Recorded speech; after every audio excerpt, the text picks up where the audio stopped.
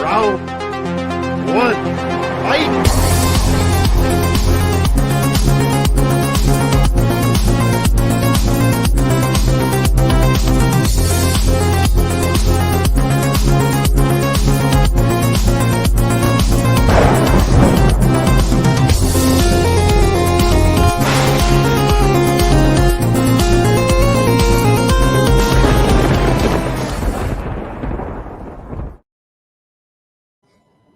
Hey guys, 1 second. Let me remove that.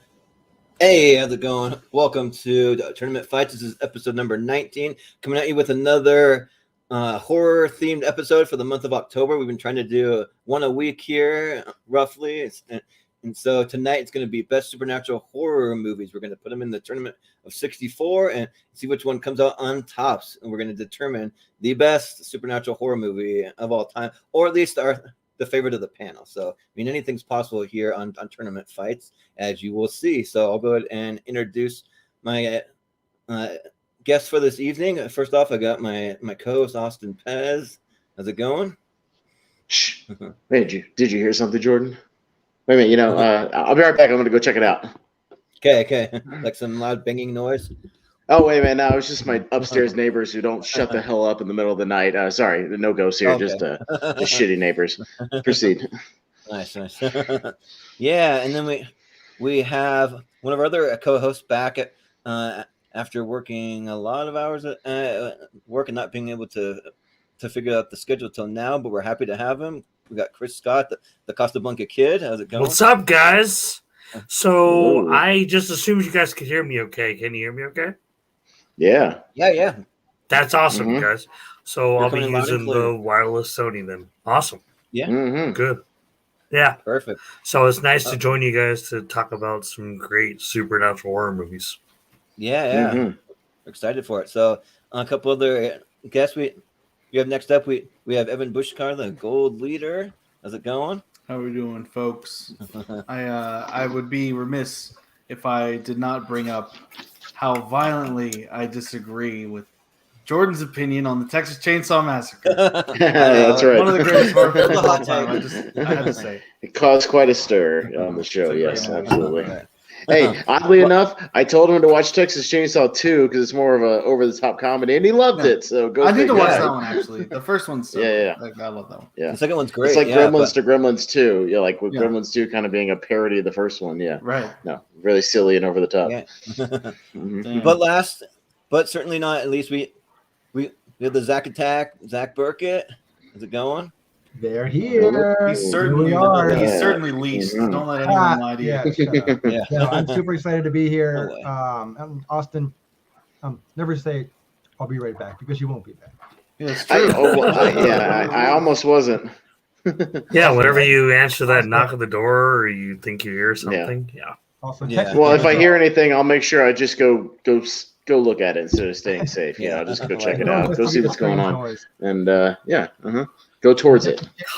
Right? Yeah, Texas right. Chainsaw is a masterpiece. Just for It the is a record. masterpiece. Mm. We always got to split up. Whoa! Uh-oh. And There they go. Sophie's here. Oh. It's the attack of the dogs. Those are my dumbass dogs. Dogs There are goes supposed to know when I'm sorry. something is Right up. at the top of the show, I need to go grab food for my porch. I feel like I do this Sure. on every show. I'll be Silly right back. dogs can sense evil. Yeah. Well, we'll wait just a quick minute because I can't remember if he's done tournament fights with us or when I know he's done tier ranker, so we'll see. Just to give him a minute so we can explain That's all all right. the rules to everyone at the same Mhm. time, you know. Yeah, we do have. I just got to point out, sorry to jump in here. I know I end You're up fine. calling out all guests amazing stuff behind them. Man, but Zach, seriously, you got so much badass stuff behind you. Thank you. From Yeah. your Stormtrooper That's fine. to your awesome Judgment Day poster. What else She is that was. That's the behind original you? Terminator, Right on. homeboy. That's OG. Yes. Okay. OG. What the is- best Terminator? Yeah, the best one. Hell yeah, it It's a is. slasher. It's a horror Yeah. Mhm. Got the song for the copyright strike. Oh, no, just kidding. Yeah, I know. But- Let's get all the the stuff out of the way. Let's feed the dogs. Let's silence the phones. That's right. Before we get into the tournament. There we go. Get up. Welcome back, sir. Ready to roll. All right. Yeah, well, Right. that's all right. But feel free if you got food, we keep it casual. Eat your dinner or whatever you got. So Oh, no, just go for I it. got it for later. I'm good now. I got some Halloween cool. Nice. Well, Austin, if you want to explain how it's going to work tonight, while I bring up the tournament chart. So basically, we've taken 64 supernatural movies, ghost movies, possession movies, everything in between, and we've thrown them into a March Madness bracket. Only this time, there's no seeds here on Tournament Fights. We throw them into a complete randomized bracket, so it could be anything versus anything, and we basically try to make our way down to an eventual winner. So we go go around the horn every fight, and everybody gives us a quick vote, probably to try to keep it moving along within about 20 seconds or so. Kind of give us a quick reason why you're voting for something, and then give us a vote. I'll keep track here, and we'll see what merges through every round. And literally, the length of the show kind of depends on us. So the quicker we go, the quicker we can get to a winner. But if you have to duck out, we completely understand. Just let us know. Keep casual here, but should be a lot of fun. And we'll see what goes up against what. Oh, that's too bad. All right. See you later. Hey, we've had people literally have to drop like 5 fights in. So, and we just kind of move along. We had one show where we got down to like 3 people before we got to the winner. And we were chugging along with 3 people. So it is what it is. Dropping like flies, right? Yeah. Yeah. But so we start at the bottom. Zack down there, he'll get the first vote when the first thing comes up, and then when we get to the next fight, it'll the order will switch. It'll go to Gold Leader, and then Chris, and so nobody's the same first vote or last vote every time. We just rotate around, and we have tiebreaker procedures. If Steven jumps in, if we have a tie, but right now we got 5 people, we won't need them. But I'll explain them if we need them down the line. All right, fair enough. Yeah. All right. Well, let's pull up the bracket. Let's see what we got. The first match. So some of these got a little cut off, so I'll explain to you what they are, because I went for some more fun posters, some like artsy posters. For nice, I dig it. Rather than the regular theatrical. So this one below Oculus here is actually Pet Cemetery. So if you look closer, okay. Which Pet Cemetery? The original OG Pet Cemetery. Yeah, this is the OG one. Yeah, the Fred Gwynn one. Yes. Okay. Yeah, Fred Gwynn was the best. Less said about the remake, the better. Right. But we'll start with Zach. Oculus versus Pet Cemetery, man. What do you got in mind? Yeah, this is already starting off with a tough one. So I love Stephen King. I'm a huge Stephen King fan. I love the novel Pet Cemetery. It's one of my all-time favorite books. It's one of King's best. The film, unfortunately, I just don't think it's that good. It's cheesy. The effects are good. The makeup is good. The Victor Pascal, and Fred Gwynn is awesome in it. But most of the acting is horrible. It's not scary at all. I mean, Zelda's scary. Just during the flashbacks. Jesus Christ, yeah. You'll never. Or, what does she say? You'll never get out of bed, or whatever. That was pretty freaky. But the majority of that film, it did not age well. It doesn't hold up well. As much as I love Stephen King, as much as I love the book Pet Cemetery, I'm gonna have to go with Oculus. Like objectively speaking. All right, fair enough. Gold Leader. So good. I have never seen any iteration of Pet Cemetery. I know the story. I know how terrifying Zelda is. But that being said, Oculus, I can cuss here, right? Yeah. Yes. Okay. Absolutely. Oculus is a goddamn masterpiece. I will suck Mike Flanagan's dick any chance I get. And Oculus was such a great movie for me. I'm gonna hold you to that. Yeah. Call up Mike right now. Tell him to come over. Gold Leader, you need to hush. Yeah, Get it? My sorry. God. Okay. Trying to quickly come up with another one. That's good. Wow. I'm gonna put you to Dr. Sleep. I know. I was thinking about that. He did one. I forgot what his first movie was called, but it was before the one right before Oculus, before he was like really on the map. Anyways, I don't know. I can't remember. Who knows? Can't remember, but all right. Chris, what do you got? Yeah, what do you got? So I can't say I've seen Oculus, but based on that take of me, man, I gotta check out Oculus. But at the same time, like I love the book Pet Cemetery, and I even like the original Pet Cemetery. But as much hate as the remake gets, it felt scarier to me. I know I'm going to get a lot of hate for that. I know that's a hot fucking take. But overall, I think the whole concept and the idea of your pets coming back to life and they're not being the same way they were is terrifying. So absolutely, I'm going to have to go with Pet Sematary.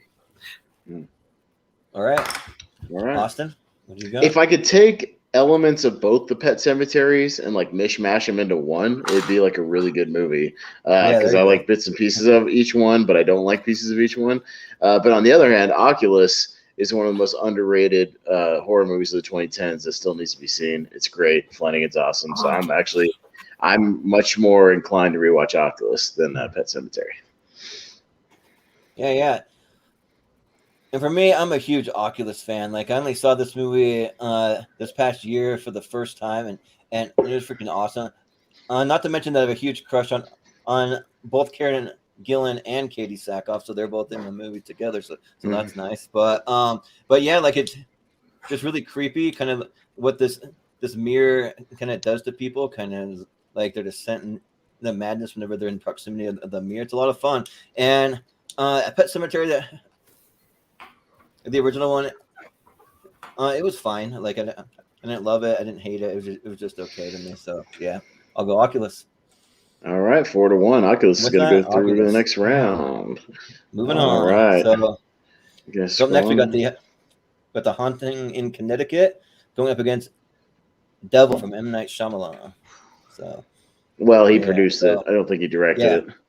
Right. He produced it. But anyways, we started with the gold leader on this one. It's one of those cases. I've never seen Haunting in Connecticut. I have seen Devil.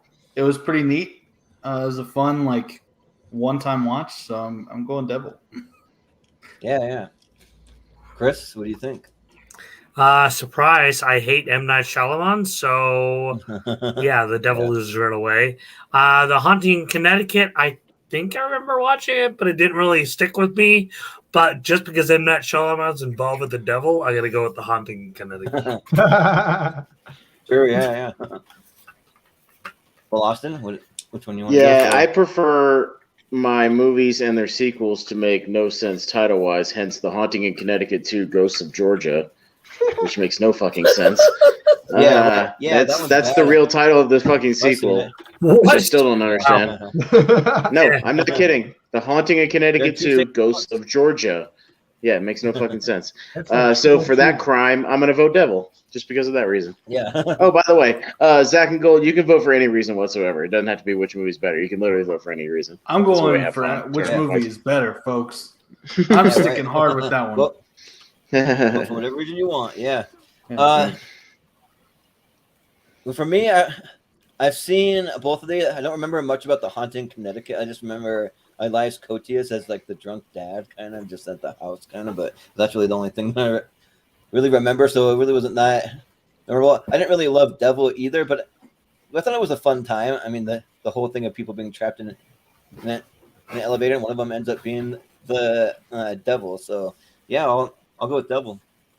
Cool.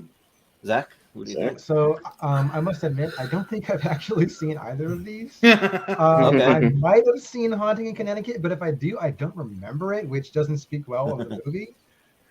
Devil, on the other hand, I know I haven't seen, but M. Night Shyamalan is a director that I have a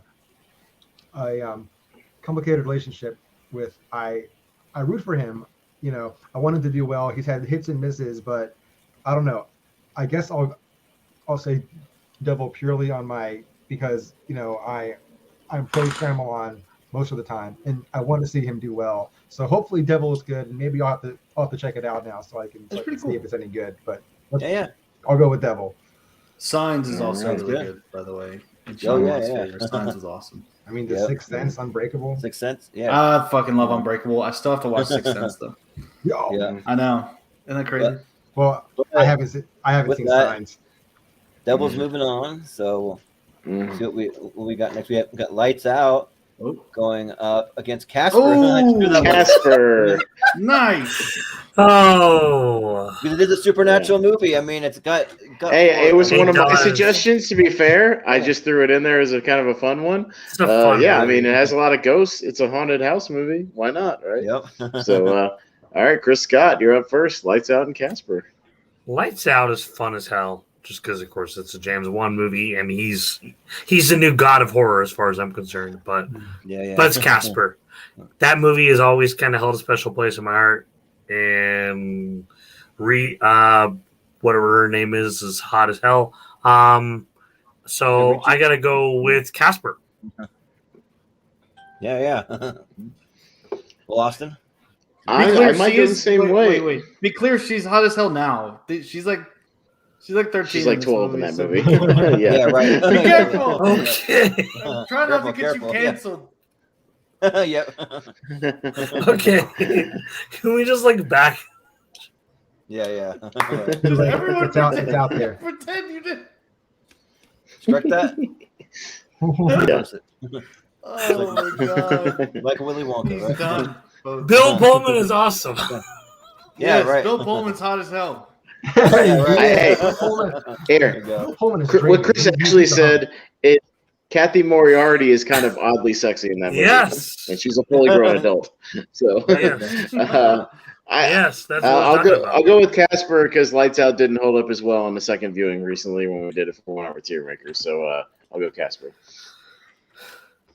Well, for me, I'm gonna go Lights Out all the way. I love this movie. Bring it from a little short film just on YouTube to a full length movie. The way that they did it is a really cool, creative idea. Kind of that the demon only shows up when the lights are out, so it just kind of makes people even more afraid of the dark. And also, too, shout out David F. Sandberg too. I thought that he directed the hell out of this movie, so I'm gonna go Lights Out. Yeah. Zach, Zach? what do you think? So I respect Lights Out because, like you said, it's super cool that it was a short film that was adapted to be feature length. I think that's awesome, and I definitely appreciate that. I don't know. I feel like it was such a thin premise that they really had to stretch it to actually make it into a feature length film. I'm gonna go with Casper just purely out of nostalgia. Yeah. Sounds good. Evan, what do you think? I feel like this is gonna happen a lot. I haven't seen Lights Out. I've seen the Okay. short film, and I think the short Yeah. film's really neat.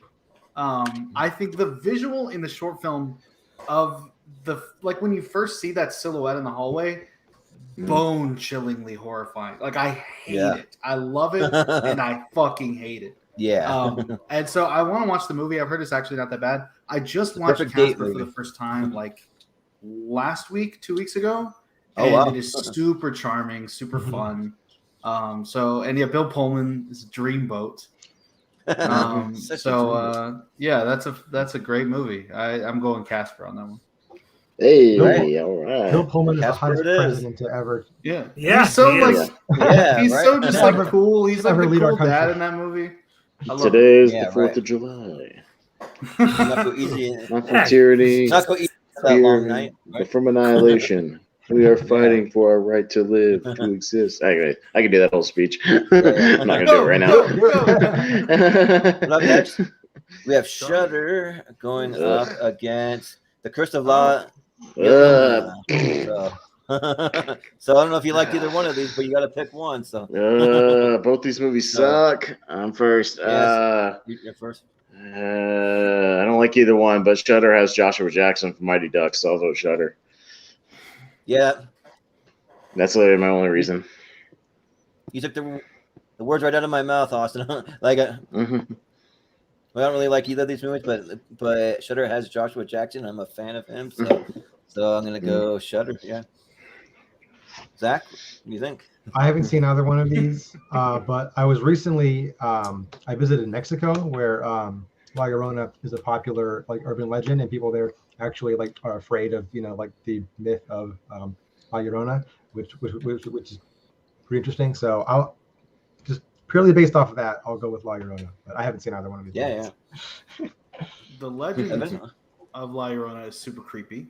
I love the idea of that. I've never seen either of these, so I'm just gonna go based off of the poster, and I think Shudder has a really cool looking poster. It does. So Yeah. I'm Yeah. with that. That's fine. Like, La Llorona has That's a a really perfectly cool looking good- poster here, too. Perfectly good reason to vote on tournament fights. You can vote for literally poster over poster. That's Yeah. perfectly fine here. Yeah, and So yes. if you zoom it in, those are all photographs. I like actual photos, so that's kind of cool that they, Yeah, that's pretty they cool. did that. But Mhm. Chris, which one are you gonna So go? I for? like James Wan, so I'm going to go with La Llorona, even though that's the one that he's done that I have not seen, actually. But Okay. everything else he's done, I've loved. He Yeah. produced this one. He didn't direct it. Yeah, I don't Okay. think he directed it. Same with It's part of the Lights Conjuring. Out. It's part of Yeah. the Conjuring Yeah. universe. Yeah. Right, part of the Conjuring Yeah. universe, which I love. Yep. Mhm. Well, It's 3-1 for Shudder. oh yeah, you already voted. Shudder it is. That's right. Mhm. 3-1 for Shudder. All right. So Mhm. up next, so this one is actually Event Horizon. It got cut up, but I went Mhm. with a really cool artsy looking poster of Sam Neill there getting possessed. Mhm. Going up against Hellraiser. Oh my god. That's it. Oh wow. Ooh. You see that? Mm. Yeah. So, I'm first on this one, huh? Yeah, you're first. Well, I'm gonna go with the one that actually scared me a little more. Like I probably had more fun with Event Horizon, but man, Hellraiser just like scared the effing crap out of me. Like ever since I was a kid, like to this day, like I still have nightmares of Pinhead, like, just like coming from some dark like dimension from hell. So I yeah, love Pinhead. I gotta go with Hellraiser. So, Zach, what do you think? This is an interesting one because Event Horizon is essentially Hellraiser in space. It's like Alien meets Mhm. Hellraiser. And Event Horizon. No, is- Hellraiser 4 was Hellraiser in space, sir. Oh, Get it I've only right. seen Directed the by Alan first two. Smithy. Oh, it's Alien. Well, let me meets correct you really quick. Hellraiser. So this poster is actually for Hellraiser 2 Hellbound is what it's for because we're gonna have the yeah. original That's on there what, too. that's what I So, thought. That's what I thought. yeah, and that one's Yeah, even so- better than the first, so even more reason for me to vote for. Mhm. I've seen the first two Hellraisers. I mean, yeah, I have to go with. I mean, I love Event Horizon. It's an awesome movie, but I mean, I feel like we wouldn't have Event Horizon without Hellraiser. So, Clive Barker is one of the masters of horror. He's a visionary. His fucked up imagination. Is awesome. And Hellraiser is just a classic. Pinhead is an iconic like horror villain. So, gotta go Hellraiser. Yeah. I haven't seen Event Horizon yet. I really want to. I've wanted to for years. Yeah. But I have seen Hellraiser, so by default I'm going with it. But there's another reason too. So in the movie, dude gets it. First of all, it's about the absolute extent of pleasure. It's about a person who reaches the extent of everything. In the movie, he gets dragged to hell and he leaves blood behind, and the blood becomes the body. You know how it goes. Yep. In the book, it's cum. Oh, that is Wow. He's a cum monster. That is so Clive Barker. Mhm. Yes, Yep. it's I like weird psychosexual shit, and I think this is a neat case of that. I need to rewatch I it. didn't want to make it. But, That is hilarious. So there's Wow. a cum man in the book. That was folks. that was a wise change that they made for the film. I think it would have been neat. I don't know. Yeah. Would've been Go very for unique. it. The Green Knight showed cum in a God, I don't movie. even get into that. Zach is so comfortable talking about cum. Shut up. Yeah. The Silence of the Lambs, so I mean, come on. That's Yeah. true. Yeah, it was. That's Yeah. true. Yes. Yeah. I didn't even think about that. Yeah. Yeah, multiple Wow. MIGs. But- All of Chris? these are classics. That's the real kicker here. So Yeah. Oh. Well, Chris. Oh. Yeah. So I like both of these movies. Event Horizon's awesome, but I'm with you, Jordan. Pinhead just terrifies me. He just stayed with me. Yeah, so I got to go with Hellraiser. Yeah. Well, I avoided watching Hellraiser until this year. That's how terrified I was. Oh my God. Just the Yes. poster alone. Like I just watched it for the first time. So yeah. Isn't it awesome though? Did you love it? Yeah. I love the Yeah, Chatterer awesome. also. Dude, Yeah. I love The Chatterer is awesome. Yeah, I love when awesome. Kirsty goes upstairs and sees Uncle Frank and he Yes. goes, he's got no skin and he goes, "It's just me, Uncle Frank. It's just me, Uncle Frank. Don't Yeah, don't right. be afraid." It's like Yeah. you got no fucking skin, dude. Like what the fuck? Terrifying. Yeah, right. Well, Austin, which one are you going to go for? Well, I was gonna vote for Event Horizon until you told me Hellraiser 2 was actually the movie we were voting on, because I like Hellraiser 2 more than Hellraiser 1, and because it just shows more of the dimension and stuff. So yeah, for that reason, I'll vote Hellraiser 2 over I Event thought you were Horizon. going to say the cum argument persuaded. Yeah, right. It kind of did. Yeah, that's good. Kind of did. Well done. Well played. Sure. Whenever you talk Well, about that- cum, we're going to go for it. Hellraiser 2 is moving on. So, up next we have the Amityville Horror. I just came up with this goofy poster, and then going up against the Apparition. Which I know you have some thoughts on that, Austin. We got some thoughts on that fucking movie. Yeah. I think we're back to There's Zack. Zack. Yours first. So, full disclosure, I've not seen the Apparition, but Amityville is a classic, and that story, because it's based on a quote unquote true story, which is debatable how much truth there actually is to it. But that story was so sensational, and when it like when the story broke and everybody was covering it, and there were books written on it and movies and everything, and it was this this crazy thing that happened, and the Warrens were involved, and it's just the legacy of that case of what happened in that house has just been immortalized. So Amityville, and also Josh Brolin's father, what's his name? John Brolin? Michael Brolin? James Brolin. James Brolin? Oh yeah, James. Who looks like freaking Christian Bale, I swear to God, in that movie. I can see that. He's great in it, so I gotta go Amityville. I've also not seen the Apparition. I've seen the Amityville Horror once. So I've found, if you know anything about me, you know that the movies I don't like are like, you can count them on one hand. I did not care for the Amityville Horror. I think it's a really interesting idea. I think the opening sequence is awesome. I think a lot of this movie is really great, but it doesn't do a good job of making you really care about the characters. And I don't mean to shit on the movie or anything, but I'm going with it because I've seen it and I think it is iconic. Like, it is undeniably a classic, but I didn't care for it all that much. So that's just me. Yeah. And I want to acknowledge our 6 guests tonight. We got Steven in the house, so we'll just kind of go around the horn, and when it comes back to you, you can have the final vote for this one. But Evan, so to be clear, what are you voting for? Because I couldn't tell. Really. Even though I don't care for it, I'm voting for it because I've seen it. Okay, I just wanted to make sure. Okay. Yeah. Chris? So I've never seen the Apparition, and based on your reaction, Austin, I haven't missed anything. So dodgeball there. I think the story of Amityville Horror is terrifying. It's absolutely on Amity. Yeah. Austin, I think we know where you're going. All right, let me tell you about the Apparition. Okay, the Apparition is one of the fucking worst movies I've ever seen in a theater. Like, I don't even forget. I remember exactly when I saw this movie. The trailer was kind of intriguing because it had a nice little tagline. It's like, oh, once you believe in the things, like, then you die, and it has like Winter Soldiers in it, and like Draco Malfoy's in it, and they bump off him 20 minutes in the movie, and it sucks. And let me tell you about what the worst thing about that movie is you see that poster right there? You see that poster? Yeah. You see the people grabbing her or whatever? And that's also like a scene in the movie. That's the last shot of the movie. So they ruined it in the fucking marketing. So fuck you, Apparition.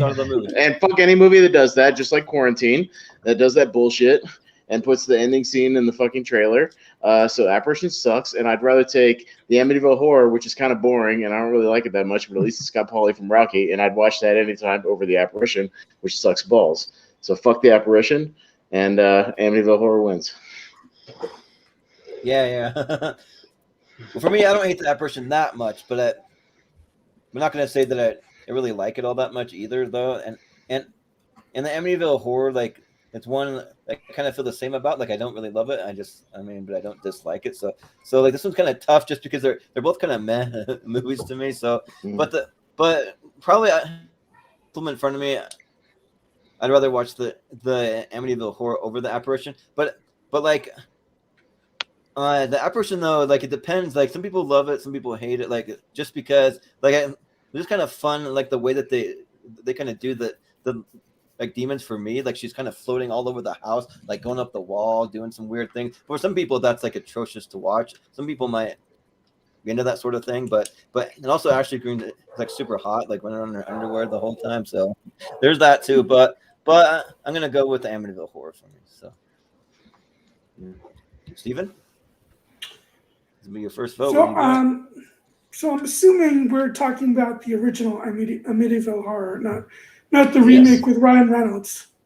Yeah. Yes, be the original. So I'll go with the Amityville Horror. Mm-hmm. Yeah. Hey, Also, if you're a fan of people walking around hallways in the dark, The Apparition's a really fun movie. Yeah, right. Because that's like most of that movie. Because most of that movie's runtime is just them like walking around hallways. So if you like that in your movies, that's fine. Okay, I don't know if it's on here or if it's happened already, but that was a big issue I had with Sinister. I was about to say, I think that is a thing in Sinister. I think that works really well. It was done well in Sinister. I think Sinister was fucking awesome. Sinister is one of my favorites. I thought there were too many scenes of that in Sinister. Yeah. That movie, I did not expect that movie would be very good. I have an aversion to like studio horror movies that are like, like super modern horror movies that are like really big budget. I don't usually care for a lot of the time. But Zach convinced me to watch it, and I'm very glad he did. Mm-hmm. That movie was great. Yeah. The thing about the Amityville Horror for me that kind of brought it down a little bit is when I found out that like 80% of it isn't true. Like they actually confirmed it. So I'm like, all right, well, we'll want one, but it's just a movie, so. Mm-hmm. Oh wow! Is, so. The Apparition has a 3% on Rotten Tomatoes. Yeah, it's horrible. Fucking horrendous. Yeah, it's horrendous. Yeah, it doesn't surprise Bad me, movie. What is this? Anyways, moving on. This movie is the Krampus, but it got cut off. It says Krampus at the bottom, but my little artsy poster because this is for The Grudge. So the Krampus versus The Grudge. So who's up first? Evan. It's me, yeah. Okay. Mm-hmm. I really like Krampus. I think is it the same director of Trick or Treat? I believe. Mm-hmm. Yep. I want to say it is. Yeah. It's like it feels very tonally similar to that. Michael Dougherty, I think. Yeah. Yeah. I love Trick or Treat. I think that's one of my favorites. So this is just that, but in Christmas time. It's really great. I have not seen the American version of The Grudge. I have seen Ju-On, and I did not care for it. But it's not bad or anything. It's just like it's when a movie doesn't make me care. That's the problem. It can be scary as hell, but like if it doesn't make me care, then I don't mind. I'm going Krampus on this. Mm-hmm. Yeah, Chris, what are you gonna go for? I'm gonna definitely go with Krampus. I think it's a fun movie. I agree, man. Trick or Treat's a great movie, but The Grudge was a pile of shit that I actually had to see, and that I did see in theaters, and I wanted my money back. Yeah. So that was that. Yeah. Well, Austin? I'll definitely take Krampus. It's got some really good practical creature effects in it. It's got a nice atmosphere to it. Got a fun ending. And as opposed to the Grudge movies, which I hate and I think they suck. So yeah, Krampus all the way. Mm-hmm. Yeah, well, I think the Grudge movies are all right. I don't hate them like a lot of people do. Like I think that the like especially like when the girl walks up to the video camera, she's making the little the little noise like that kind of thing. That shit don't scare me. I'll kick you. You in the got really face. close to the mic, and that scared the shit. Yeah, right. Yeah, me too. Yeah, right. A little AMSR. Yeah. Or, yeah. ASMR, yeah. But with the Krampus though, like it's a fun horror movie, but I think that it gets too jokey though. Like it's a little too much for me. So it's a little tough. I thought you liked jokey movies. Well, I do, but this one's He likes jokey the to the point jokey where jokes. we're like the humor takes away from the horror for me. It's like Does not. makes it less. Oh, there's that shot. Makes it less scary. for That me, shot so. when they're outside and you can see Krampus jumping from roof to roof. Mhm. Awesome. Yeah. That's so creepy. That's really freaky. But Yeah. I love that. But even despite that, I'm gonna vote for the Krampus just because I like it better than the Grudge at least. So yeah, I'll vote for that. Probably won't make it far in the tournament from me, but it'll beat the Grudge. So, Steven, what do you think? So I haven't seen Krampus. I thought The Grudge was. Krampus. The Grudge was okay, just it only really exists because The Ring was I think, so popular and made a lot of money. But I haven't seen Krampus, but so I guess I'll go with The Grudge. But it's. Yeah. Well, Zach, what are you gonna go? I mean, Krampus already won. I actually haven't seen Krampus, but now I need to watch it because I didn't realize Michael Dougherty directed it, and I love Trick or Treat, so I'm gonna have to check out Krampus for sure. Oh yeah, you got to see it. It's fun. I saw The Grudge when I was in high school, and I remember it like really scaring me at the time. So I'll go with The Grudge, even though Krampus is already gonna win this round anyway. Yeah. We'll save it and watch it at Christmas this year. You'll have a new I Christmas will. You know horror what? movie That's to not a watch. bad idea. Yeah, there you go. I might have to do that. Yeah. You do a double feature with that. And then you can watch Silent Night, Deadly Night 2. Watch that. Oh, yeah. I need to see those. Yeah. It's Garbage Day. Garbage Day. This movie is wild. Oh, my God. So, great. Coming up next, we have Children of the Corn because we had an empty space. This was the last minute ad for me, but it's going up against Rosemary's Baby. So, so we start with Chris, right? Chris. Okay. Which one do you want to go Children of the Corn is fucking scary. I got to go with Children of the Corn. Yeah. Austin?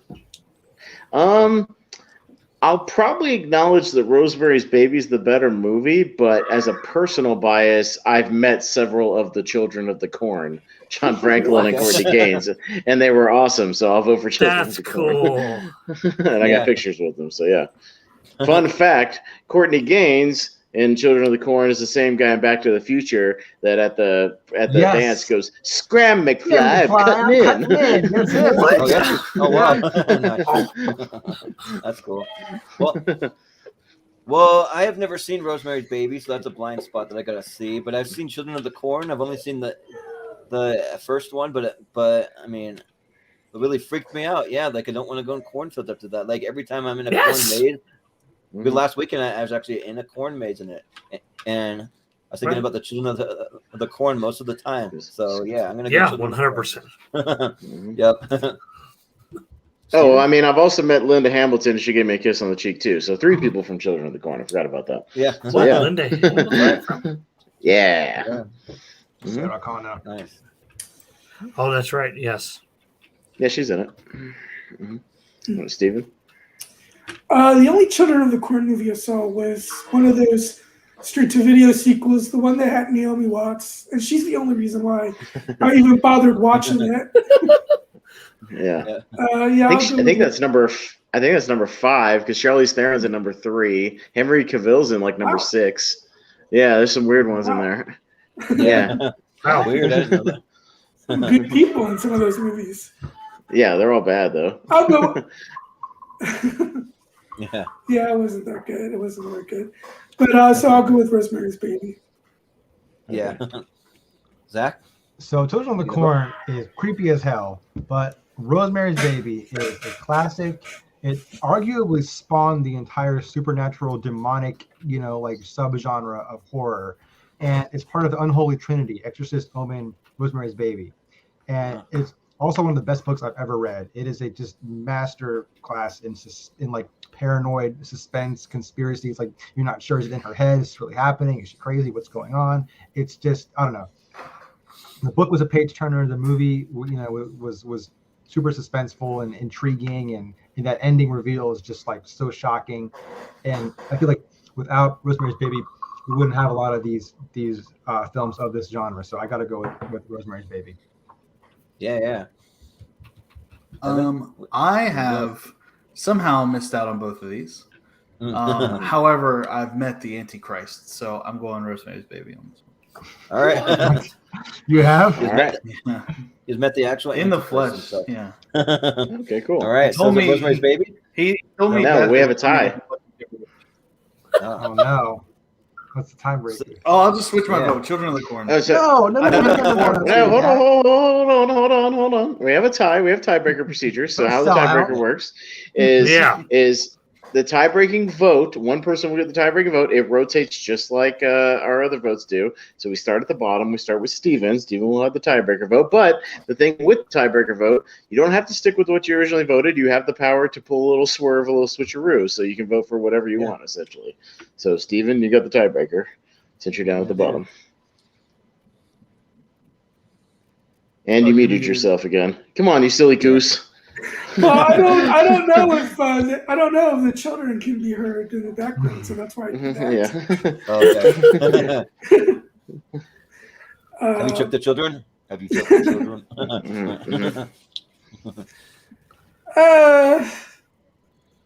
children? Since you met Linda Hamilton, I'll go with Children of the Corn. No. Yay! There we go. Upset.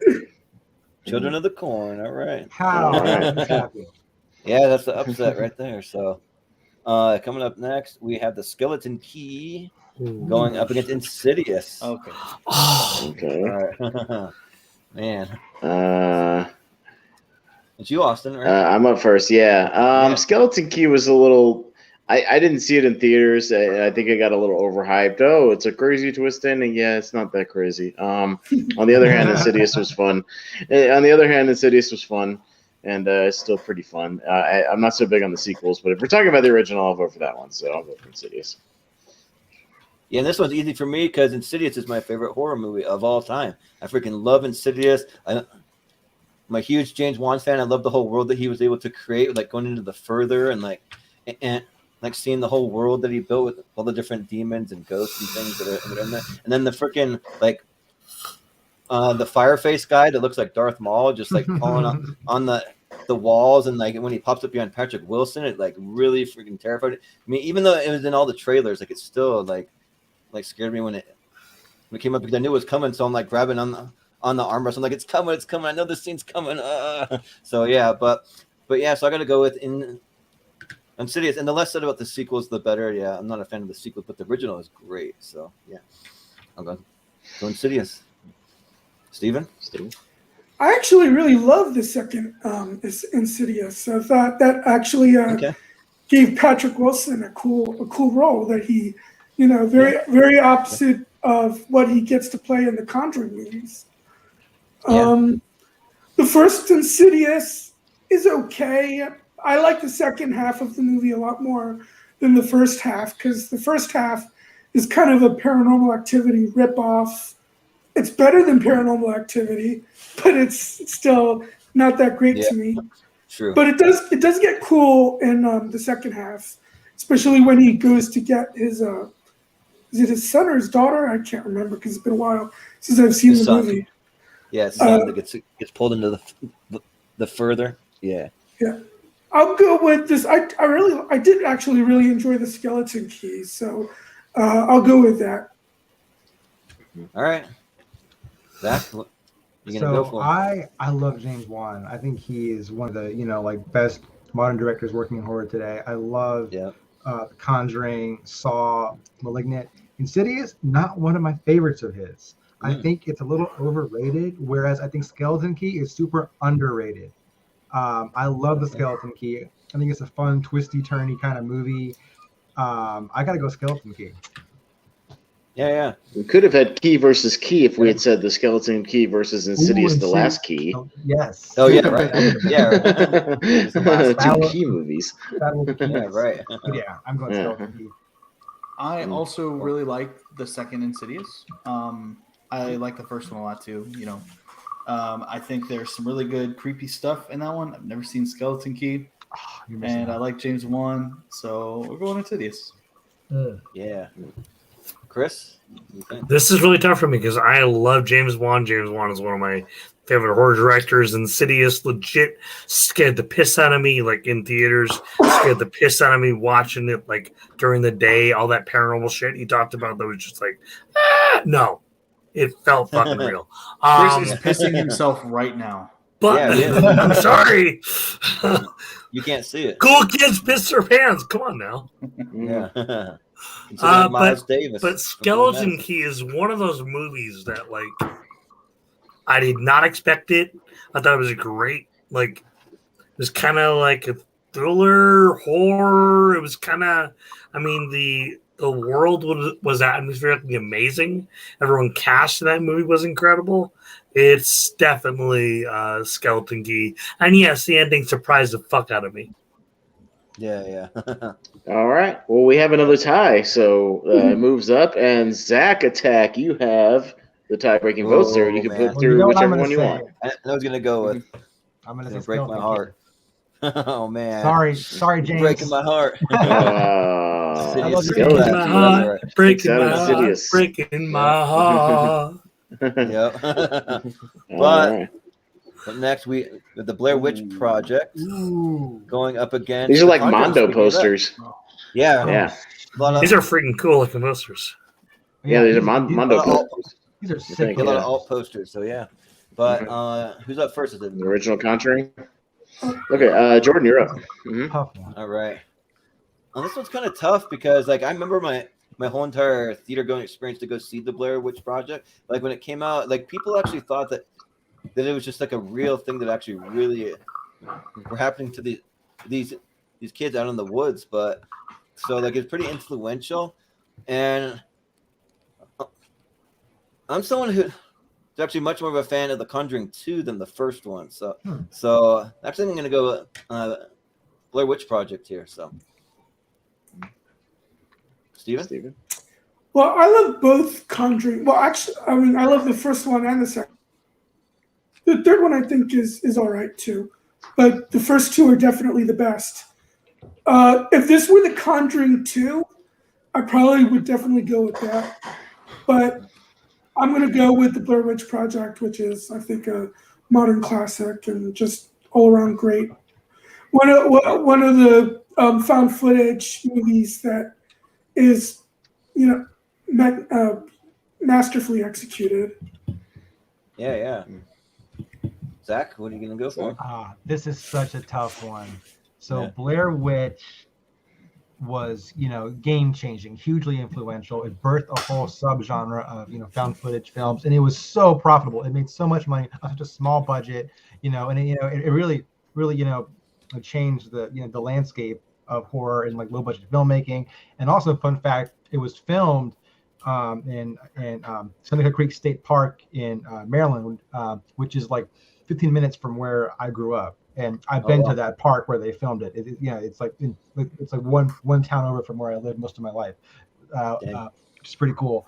And whereas as The Conjuring, again, I love James Wan. I think The Conjuring is in my opinion, one of, if not the best horror films to come out of the last decade, if not the 21st century.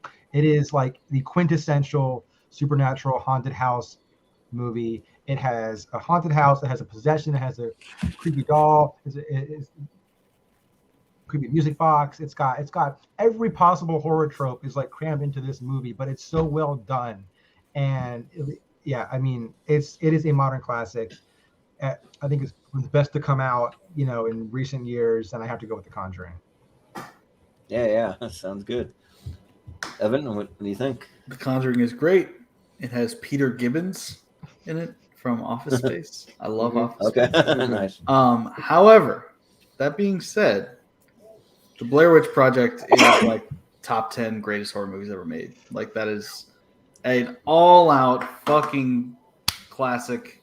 Changed the game forever. Changed the way we thought about movies. That movie is genius because they trick you into thinking that you're seeing stuff. They trick you into making you think that something's going to pop out at you, essentially. But the true terror is in what you don't see. The ending of that movie, the last shot of that movie, obviously, spoilers, But when you see, I guess it's Josh, right? Is it Josh or the other guy? I don't remember. But one of them standing in the corner. I think so. Mm-hmm. And that just terrifying shot. I just love everything about it. This movie makes my skin crawl. It's so good. Yep. All right. Well, Chris? So I was right at that age where I saw this movie in theaters when it first came out, and I don't get it. I literally I wanted to walk out. I was probably too young to walk out or something. I don't know. But anyways, I did not like this movie at all. And dude, I agree. The Conjuring is flipping fantastic. So absolutely, The Conjuring. There's no even question to this. This is questioning the one of the stupidest movies versus one of the greatest horror movies of all time. Okay, yeah.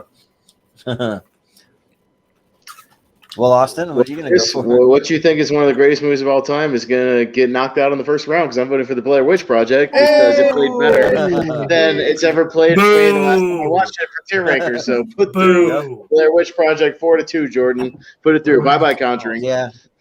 That was a heartbreaking round. Yeah. Well, I know you're only kind of lukewarm on the Conjuring series, Austin. So. I'm very lukewarm on the Conjuring series. I think Conjuring 2 is way overrated, and yeah. And same with the first one. Yeah. Well, up next we have the Exorcist, which if it'll pop up, there we go. We got the Exorcist, the Haunting. So it's going up against a but even so, you can still go around the horn, or we're gonna just say, is there anyone that's gonna vote for? Is anybody that's gonna vote for the Haunting with Owen Wilson over the original Exorcist? Anybody? I mean, I don't hate the movie, but The Exorcist is. Is anybody going to vote? Is anybody not going to vote for The Exorcist? Hill House. No. If this were the same story, different telling, no, maybe. Yeah, right. However, all right. As I said, speak before, now or forever hold your peace. The Exorcist. Okay, we'll just move on to the next one. This is an easy one. We can. All right, we'll just move on. Yeah. Steven, you'll still be next. We'll just move on. And Motherfucking Karis, get. All right. Yeah. Mother sucks cocks in hell. Yeah. But next we have the better of the haunted house movie they came out the same year. Yeah, they did. House on Haunted Hill up against Sinister. Oh, that's close. Yeah. All right. So we skipped that one. So Steven, you're still next. We didn't skip you. You'll still be next. So Steven, you're up.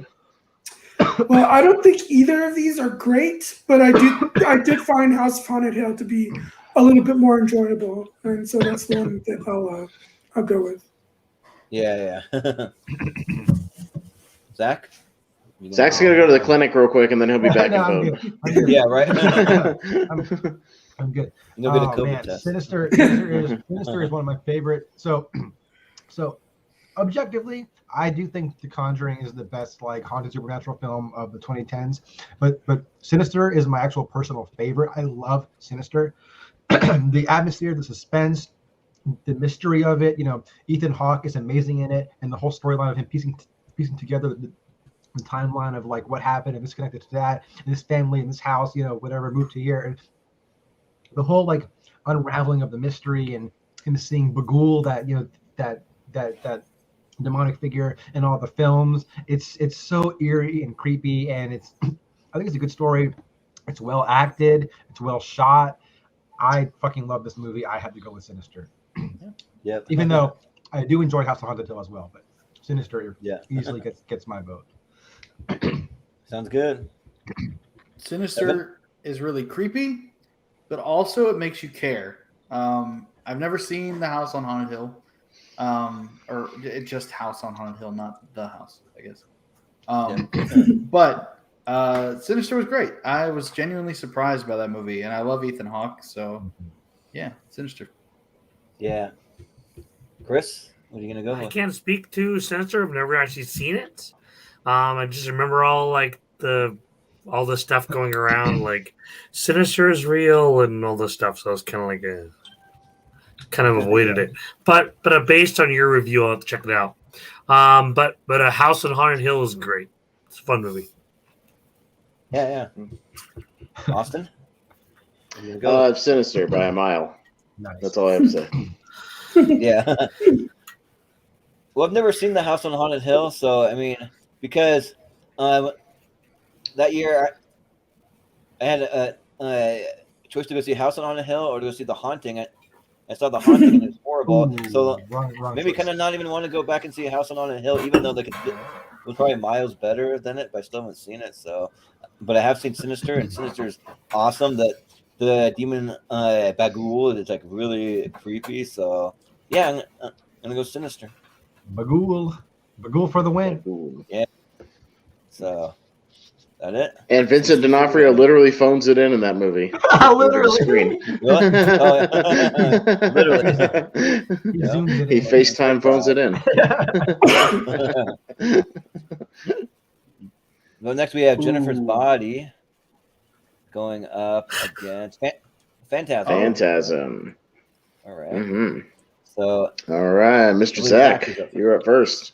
I Yeah. haven't seen Jennifer's Body. I've seen Phantasm. I enjoyed Phantasm, so I guess I just have to go with Phantasm. yeah. I've not Okay. seen Phantasm. I have seen Jennifer's Body. Jennifer's Body was awesome. I haven't seen it. I didn't watch it until this year. That movie was butchered in marketing. They made it just like look like it was just a stupid, sexy movie, but it's so fucking good. And it's so self-aware. It's so witty and fun. It's awesome. Go check that shit out. It's Yeah. Sounds good. Chris, what are you going to go for? So I can't really say I've seen Jennifer's Body, but I mean, I heard about the scene and I was kind of like, yeah, it looks really stupid. But based on your, like, I'll just check it really out. good. But Phantasm is a fun movie. I'll go with that one. Yeah. Austin? Yeah, I don't understand this like revival love for Jennifer's Body. All the same people who were saying it sucked when it came out, now pretending like they love it. I don't understand that. I didn't say the shit same when it people, came out. I know, I'm just saying, I've seen all these critics online, all these people who make videos pretending like they love it now, and these same people butchered it when it came out. So I don't understand this like revival love for Jennifer's Body. It's fine. It's not great. I think that- Phantasm I rocks. think the marketing influenced and- it too much, I think. Yeah, but I think Phantasm fucking rocks. I rewatched it for our 70s show recently. Like, it's awesome. Like, I really like it. So, Phantasm all the way. Yeah, I am not a fan of Megan Fox. I think she's a horrible actress. But even despite that, though, they made a movie where we made it look like she was actually a pretty decent actor. I mean, She was really good in that movie, yeah. But even so, a Phantasm though, it's just awesome. Like I saw that, I was in the first two, and now I want to see the third because it's like just keep the train rolling because it's just a really cool atmospheric kind of movie. And then shout out to the tall man for Austin's screen name tonight. So I'm gonna go. Shout out to the not so tall man, me. Yeah, right. Yeah. Yep. I'm gonna go Phantasm. So, Steven? So I have not seen Phantasm. I don't love Jennifer's Body, but I think it's an all right movie. It's enjoyable. So I'll go with Jennifer's Body. Yeah. Phantasm 4-2 is going to move on in this 4-2, round. all So right. Don Jennifer's Coscarelli. It's like if Mean Girls was like featured a murderous vampire woman. That's Yeah, basically yeah. what it is. It's fucking great. That kind of makes sense. Yeah. But next we have the Last Exorcism going up against White Noise is what. Oh, So White Noise. Oh, with Michael yeah, the Keaton? one with Okay. yeah. One with All Richard right. Gere. Right? Isn't it Richard Gere? Or is it Michael Keaton? No, I thought that's Michael Yeah, Keaton. Michael Keaton, I'm pretty sure. Okay. If it's White Noise, Yeah. Michael Keaton stars in White Noise, Yeah. yes. Yeah. Yes. All right. Well, Evan, you're up first. never seen either. I like that poster for Last Exorcism. That's kind of cool. Yeah. Last Exorcism. Let's go. Sure. Yeah. Do it. Chris. I remember White Noise. I remember liking it a lot. It was fun to see Michael Keaton in a horror movie. So I gotta go with White Noise. Yeah. Austin. White Noise, I remember, like, I haven't seen it since the theater. I remember being fine, but it was kind of before we all got back on the Michael Keaton train, like we have recently. Yeah. He was kind of just floundering. But I kind of like the Last Exorcism. I'm a found footage guy. I like found footage movies, and I think that the stuff especially in the first half where he's like faking all the exorcism stuff is kind of fascinating and a lot of fun. And I think the characterizations are good. So I'm gonna go with Last Exorcism. Excuse me. Yeah. And I was thinking of the Mothman prophecies when I thought Richard Gere, I think. Oh, that movie's so good. Yeah. I love but, that movie. This shit again. But yeah, like I gotta go White Noise by like a mile. And the funny thing is, White Noise. I don't even think that it's that good, but it's going up against one of the movies that is known to have the worst ending almost in cinema history, like one of the worst endings ever, hands down. No, So, that devil, the one where that devil movie where they put the website on the end is way worse than that. Wait, Devil Inside or whatever. That's the worst ending ever. Maybe I'm thinking of Devil Inside, one where it just cuts off and there's a website. That's the Devil Inside, not the Last Exorcism. Yeah. Okay. Yeah. Then what's the Last Exorcism? I'm like that's the one where he stumbles up. He stumbles upon the like cult, and they're like setting shit on fire, and then they like kill him. Oh yeah, That's basically it. Yeah. And they made a sequel to it too. Yeah, yeah. Yeah, the Last Exorcism Part 2. It's the last one, but Part 2. Yeah, another title doesn't make any fucking sense. There's a lot of horror movies with sequel titles that don't make any fucking sense. The final chapter. I was going to say Friday. Yeah. The last chapter. Well, in that case, since I was thinking of a totally different movie, I'm actually going to go with The Last Exorcism because like it was pretty intriguing. Like just seeing. Well, it's a good thing I cleared that up for you. Yeah, right. To see the priest go around and like things kept like spontaneously lighting on fire and everything. Yeah, like I'll pick that over. No, it's like all parlor tricks. Like he's showing how he like makes all the noises and like it's like a magician's thing. Like it's all nonsense. But then he stumbles onto a real. Like I like the premise of it. It's kind of fun. The guy who plays the fake priest guy is a lot of fun in it. At least in my opinion. But yeah, I'll go with that. So, Steven? All right. Well, I haven't seen the last Exorcism. I thought White Noise is actually pretty underrated, and I think he was actually really good in it. I'll go with White Noise. Yeah. Zach? I haven't seen either of these, so I'm gonna flip a coin. I'm gonna say heads is White Noise. Got it done before. Hold up. White Noise it is. Damn. Right. White Noise. So with that, I think White Noise moves on. So, yeah. Really, Yeah. But next we have What Lies Beneath going up against Paranormal Activity. All right. So, Chris is up first, right? All right. What Lies Beneath is a great movie. I remember seeing that movie in theaters, and it definitely scared me. I love the twists and turns in that movie. I think it's amazing. So I got to go with What Lies Beneath. Yeah. Austin? Well, What Lies Beneath is like barely a horror movie, and it's way too long, but it's still Robert Zemeckis making a competent movie as opposed to I fucking hate Paranormal Activity and pretty much most of the movies in the series because it's like an hour and 20 minutes of nothing, and then a couple of things happen in the end. So I'll vote for What Lies Beneath just out of spite because I don't like Paranormal Activity. Yeah, well, the idea of Paranormal Activity kind of intrigues me because it seems like something that could actually really happen to you. And I was dating this girl at the time, and like literally, like when the last scene happened, because it's literally like the only scary thing in the movie. She like fell on the ground and was like in terror for like 10 minutes, like long after the credits were over. So that was kind of an experience. But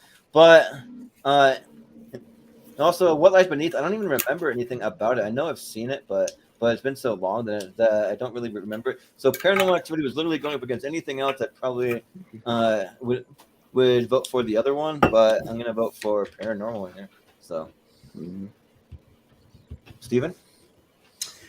I don't understand the popularity of Paranormal Activity. I don't understand how anyone can find that movie scary. It's so boring. Look, something moved. Oh, so scary. The sheets started ruffling. Ooh, man, I'm shaking in my boots. I would love it if one of y'all's sheets started rumbling in the background and it just scared. Yeah, right. Yeah. Right now. Yes. So, What Lies Beneath isn't great. It's definitely one of Zemeckis' lesser movies. And this might be considered a spoiler, but it does give us something we don't see often, which is Harrison Ford playing a bad guy. What? And Yeah,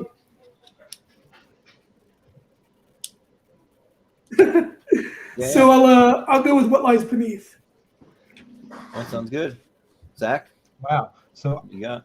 I haven't seen What Lies Beneath. I didn't know Zemeckis did a horror movie, and I didn't know Harrison Ford was in it. So I'm gonna have to check this out. But yeah, haven't seen it. Why would you spoil shit, Steven? Can't really comment on that. Well, it's okay. Can't really comment on it. Paranormal Activity, while I would agree with you that it is not like a great film per se, it's just an experience. It's a thrill ride. It's like riding a roller coaster. You know, you're in for the shocks and the jump scares, and and watching it, you're seeing it, for the adrenaline rush. And while it's not a great film, it's a fun time in the theater. So I have to go with Paranormal Activity. Yeah. And also, too, What Lies Beneath is like 25 years old or something like that. So I think it's fair enough to spoil it. But, right? No hard feelings. But, yeah. But Evan? Yeah. I have not seen What Lies Beneath either. Paranormal Activity is fine. I had a good time with it. It was a good one-time watch. I might not ever see it again. Yeah. I'd go Paranormal Activity. It's fine. Yeah. All right, another tie. This one goes to Senor Goldleader. Yeah. All right, I'm All gonna right. do what Zach You're gonna go did, except instead of a coin, I don't have a coin on me. I'm gonna flip a Lego George Costanza. Sure. All right. Oh wait, I didn't even call it. Heads Yeah, you is gotta call Paranormal it. Activity. What Lies Beneath is Tails. Okay. So here we go. Hey, Paranormal Activity, folks. Hey. Okay. Oh, Paranormal Activity. Lego George. Moving on. All right. Yeah, for some reason, the only thing I think about when it comes to Paranormal Activity, there's a scene in one of the scary movies where they're trying to spoof it. And you look outside and all the pool equipment's having a rave outside, and they're dancing to some kind of oonts, oonts, oonts, oonts, and they're all freaked out because they're moving on their own that. Is that Haunted House Marlon Wayans movie? I think that's what Those movies are funny as hell. Maybe that's what it is. I Yeah, love maybe that's those what it is. movies. But Those that movies one are so scene messed up, though. Just got me. Yeah. But Where he gets jerked anyway. off by the ghost. Yeah, some crazy stuff in there, but moving on, we got Ghostbusters going to be the first Hellraiser. Oh, So, and I believe Me. Austin, yeah. Yeah. Again, I like Hellraiser 2 more than Hellraiser, so I'll vote for Ghostbusters because I'm more likely to watch that one. Yeah, I'm way more likely to watch Ghostbusters over Hellraiser. So, and I got the shirt on. I mean, come on, I got to vote for it. So, yeah, Ghostbusters. Steven? Well, I agree that I like Hellraiser 2 more than Hellraiser 1, but I would have voted for Ghostbusters even against Hellraiser 2 because I love Ghostbusters. Yeah. Yeah. Zach? Yeah. Okay. So I thought the Hellraiser entry, I thought that was the first Hellraiser, but you just haven't to choose the Hellraiser 2 poster art to represent it. But that was actually Hellraiser. Yeah. Oh. Okay. No. Anyway, I've still got to go Hellraiser. I love Hellraiser. Ghostbusters is awesome, but Hellraiser, to me, I just love that movie so much. And everything I said in the previous one carries over to this one. So just apply all of that to this. Sure. Hellraiser is my pick. See above. Yeah. I am going Ghostbusters with this one, Oh. folks. I think Ghostbusters is one of the best comedies ever made. And it does not have a cum scene, but it does have No. a ghost blowjob. And Yep.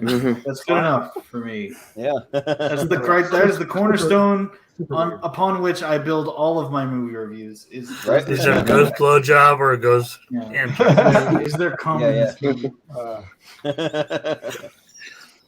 Well, Chris, what are you gonna go for? Ghostbusters, easy. Yeah. Mhm.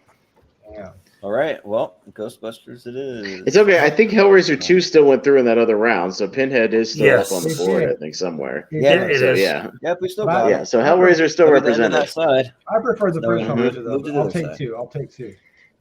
Yeah. What was And Oculus against? Up first, Pet Oculus was Cemetery. against. Oh yeah. Mhm. We're gonna Pet go look, Cemetery. but Okay. Uh-huh. we're good. We have Drag Me to Hell going up against the Innkeepers. Oh. Okay. Ooh. Yeah. All right, So, Jordan. is it me? Yep. This one's easy. Like, The Innkeepers? Mm-hmm. The Innkeepers was the movie that Yeah. that like had a really cool premise. It's about a haunted hotel or like a haunted inn, this old time inn, or like a bed and breakfast. But Yeah, but they didn't really execute it very well. Like it's just really boring and really slow. Like it took quite a while before like any scares came up or anything. So but Drag Me to Hell is awesome. Like I love Drag Me to Hell. Like it's a fun kind of possession type movie. So I'm gonna go with Drag Me to Hell. Steven? Yeah, vaguely heard of the Innkeepers, but I didn't know what it was about. As far as haunted hotels go, I really liked 1408. But as for this, I did enjoy Drag Me to Hell quite a bit. So I will go with Drag Me to Hell. Yeah, sounds good. Zach? So I've not seen the Innkeepers, but Drag Me to Hell is awesome. It was Sam Raimi's big return to horror after all those years, and it's got great effects. It's got all the gross out kind of stuff, the blood gushing and people vomiting on each other and shit like that, and the old lady is like actually really creepy in it, and I gotta go Drag Me to Hell. Yeah. Evan? I've never seen either. So you gotta watch Drag Me to Hell. Good old Sam Raimi is a legend who did the Spider-Man movies that I love. And that's it. Drag Me to Hell. Chris? I didn't care for Drag Me to Hell, and based on that poster for the Innkeepers, now I want to check it out. One of the movies that I wish was on this list, and it's probably not, but it's an amazing paranormal movie, is Dead Birds. Oh, yeah? All right. Yeah. Well, Austin? What are you going I have seen the Innkeepers. It's a little slow, but the last 20 minutes is pretty bonkers. Like when things go crazy, like it's worth the finale if you can get to it.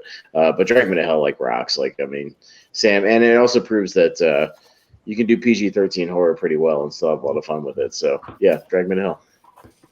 Yeah. Well, with that, Drag Me to Hell moves on. Next we have the Uninvited going up against the Conjuring 2. All right. This one's gonna be Steven. Pretty easy, but Steven? The Uninvited, I think that came out around the same time as The Unborn, right? Which The Unborn was terrible. The Uninvited was The Uninvited was okay, but definitely The Conjuring 2, which I absolutely love. Yeah. Well, Zach, there you go. I haven't seen The Uninvited, unfortunately, but The Conjuring 2, I mean, it's James Wan. It's part of the Conjuring universe. I didn't like it as much as the first Conjuring, but it definitely scared me. I was jumping while I was watching it. It's got great sound design, like it rolls you into like a false sense of security, and then bam, something crazy happens. Really well done, well executed horror film. So I'm gonna go Conjuring 2. I also have not seen The Uninvited. I've seen The Conjuring 2 many times, and I love that one bit where they're interviewing the demon, or I guess it's a spirit. It's not really a demon. They're interviewing him, but they can't look at him, so out of focus. The girl is like in the background and she kind of morphs into him and you can tell, but like just barely. It's terrifying. It's so cool. Yeah. Like there's so many things like that in this movie that I really like. But yeah. So for sure. Chris? So I saw The Uninvited, and I don't remember liking it, but I love the Conjuring series, so I got to go with Conjuring 2. Yeah. Austin? I'll go with The Uninvited because it's 85 minutes, and The Conjuring 2 is fucking 2 hours and 20 goddamn minutes. Holy shit! Fucking long. Too fucking Yeah. long. That's too Too long. fucking long. No. It's too long. Yes, it does. It felt like it the first time I watched it and the second time I rewatched it. It's too goddamn long. They throw everything and their mother in the kitchen sink in that movie. It's too much. Stop. The I Uninvited. wouldn't have changed anything. Yeah, nothing. Yeah. Yeah, well, Yeah, I got to go with The Conjuring 2. Like The Uninvited's fun though. It's got a pretty decent cast: Emily Browning, Elizabeth Banks, David Strathairn. So I mean, it's decent. It's a decent little kind of ghost kind of possession type movie. But I mean, going up against The Conjuring 2, I mean, The Conjuring 2 is awesome. I freaking love it. Like pretty much everything about it. I love all the different storylines that they have, like with the old man, with the little girl getting possessed, with all 19 storylines in that movie that they try to work in, and all the 19 different creatures in that movie. The old man, the crooked man, the nun, the girl, the goddamn it. They throw fucking everything in that movie. It's too much shit. Too much. It's awesome. It's awesome. You love Cabin in the Woods, Austin. That throws everything in there. I love the scene where Patrick Wilson sings Elvis. Yeah. I think he has actually a good voice. Yes, he does. Yeah, same. I forgot about that. Yeah, I've seen a lot. even has a touching moment at the end. Yeah, where they're dancing. Yeah, so Yeah. Conjuring Yeah, the too. Warrens are awesome in these movies, by the way. Yeah, the Warrens. Yes. Yeah. So cool. That's Yeah, They're so that's why the spin-offs don't work. Yeah. yeah, they don't. Yeah, that's why the Warrens. spin-offs don't work. Yeah. Yeah, they do. The only decent Annabelle movie Disagree. had the Warrens in there for a minute. So No. the first one sucked. Yeah. Ooh. But Ooh. anyways, going up next, we got 1408 nice. going up against It Follows. Oh, Ooh, tough one. Yeah. This is a So tough who's one. up first? No. Zach. I think it's Zack. Yeah. oh, me. Mhm. It Follows is a modern classic. I know it's super popular and it's really, really good. 1408 for me is super nostalgic. It was one of the first horror films I saw in the theater when I was a kid. I went with friends when I was 13 because we were able to go without our parents. So it was the first horror film we saw without like any adults in the theater. So me and some friends went to see it when we were in middle school. It was such a good time, and I still to this day love that movie. John Cusack carries that film on his shoulders. He shows off his acting range. He is amazing in that movie. His character traverses the entire full spectrum of human emotion, from hysterics to grief to, he's funny, it's tragic. Like he really flexes his acting chops in that movie. I gotta go with 1408. As great as It Follows is, 1408 for me will always be a special movie. So. Yeah. Evan. I love both of these movies. Normally, I think you could catch me on a day where I'd be saying It Follows, but I just watched 1408 this year for the first time, and it's really good. It's really, I love like sad trauma horror stuff, and that's 1408 is exactly that. So 1408 for me. Yeah. Chris. I can't say I've ever seen It Follows, but 1408 is one of my favorite movies. I have to watch this movie basically every Halloween usually. Mm-hmm. Yeah. So, yeah. That's great. Well, Austin. I surprisingly, I'm also going to go with 1408. I'm a big defender of that movie. I'm more likely to watch 1408. I'm more likely to listen to the score of It Follows, if that makes sense. Yeah. So yeah. I will put that over. But I love 1408. Every time I watch it, it gets better. So yeah, I'll go with that. Well, since it looks like 1408's going through, I was maybe going to give some love to It Follows. But the thing is, I haven't seen It Follows, but I own the damn movie, but I haven't watched it. I don't know why I haven't watched it, but I need to get around to watching it. It's good. Yeah. So, but yeah, I've seen 1408 probably like a dozen times, and it's awesome. So yeah, I'll go with 1408. Steven? I thought It Follows was fine. I enjoyed it, but I don't think it's as great as people say it is. But I enjoyed it. I do love 1408. It's actually probably one of my favorite Stephen King adaptations, and I think John Cusack gives one of his best performances in it. Yeah. And so I'd go with it. It's actually surprisingly moving at times too. Yeah.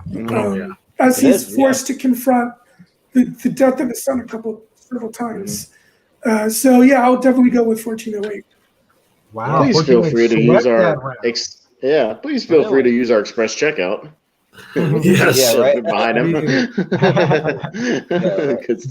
I like when he's like setting the place on fire and he's just like, "Shut up, bitch!" Like talking I about know, like the room kind of going Yes. crazy. He's just like Yeah. just sitting there like a badass, just like burning it down. He just doesn't give a fuck anymore. Like it's awesome. Yeah. Yeah. I fucking That's love He's that. great. Yes. I love Jumping Yeah. Zack is so awesome. Yeah. Mhm. I love when he spazzes on the refrigerator, and he goes, "I want my drink," and he's just like messing up the whole refrigerator. He's like Yeah. shouting at nobody. Yep. He's just like losing his mind. Yeah. Yeah. But next we got Session 9 going up against Malignant. Ooh. Super timely. This one's relevant, trendy. Yeah. This one, I will So- say, will have to be my Evan. last thing. The guy I'm All right. watching a movie with is now free. Okay. So I'm gonna be going. Okay. This is my last Well, one. it's gonna a have to nice go see coincidence because Evan, you're first, so you can vote real quick and get your plugs All in. right. Sound I want good? to hear. Well, I want to hear everyone's vote on this too because this is gonna be Okay, cool. All right, Um, we'll come back around to you when with your plugs, but go ahead and vote first. Yeah. So I've never seen Session 9. I was very sleepy when I went to see Malignant. It was like a late screening, and I was like, I was kind of checked out for most of the movie. Has everyone here seen it? Yeah. Yes. Yeah. Does anyone? No. Oh no. Yeah. Okay. I won't. Okay, I won't spoil. But basically, people who've seen it know what I'm talking about. I was asleep for like, well, not asleep, but like I was in and out for like an hour of this movie, and then something happens. at which point, I did not. I've said this before. I did not blink for the next 45 minutes. I was so invested in this shit, and it's so weird and great, and I really loved it. So yeah, I'm going Malignant on this one. Yeah. Chris? So I can't say I've ever seen Session 9, but I love Malignant. I thought Malignant was engaging. It was a cool story, and just I agree. For that, like the end of it, like I didn't do anything. I'm just like, nope, I'm watching this. It was just wow. Yeah. It is It's a wild definitely ride. a solid return for James Wan. Yeah. Austin? I've seen Session 9, haven't seen Malignant. I kind of missed it when it was on HBO Max, unfortunately. I just didn't sit down and watch it. So, but I'll vote for Session 9 because it's got David Caruso. Dun, dun, dun. You know, The Who. You know, CSI Yes. I kept waiting for him to take the glasses off. The sunglasses, Give a one-liner. Yeah, sure. Yeah. But, well, I've never seen Session 9, but I actually decided to watch Malignant this morning for the first time. Oh. And usually I try to keep for myself personally, the language to a minimum, but Malignant was fucking awesome. Like, I'm sorry. That movie freaking blew me away. I thought it was freaking amazing. So good. Like such a cool story, such unique creatures, like really cool camera work too. There's some stuff remind me of, like shots from The Matrix and like a lot of the like choreography too, that like fight scenes were just so freaking cool. This like probably is probably my favorite horror movie of the last 10 years. Like this movie just blew me away. It was freaking awesome. So yeah, I'm gonna go with Malignant. So yeah. Steven? Yeah, so I haven't seen Malignant. It's been a while since I've seen Session 9, but I would remember liking it a lot. I am a big fan, actually, of David Caruso. I don't think I watched, when he was on NYPD Blue, I don't think I watched the show then. I watched that show a little bit later. But I like David Caruso a lot, and Peter Mullen, I think is the lead, right, in that movie, right? Maybe. I like Session. So it's been a while.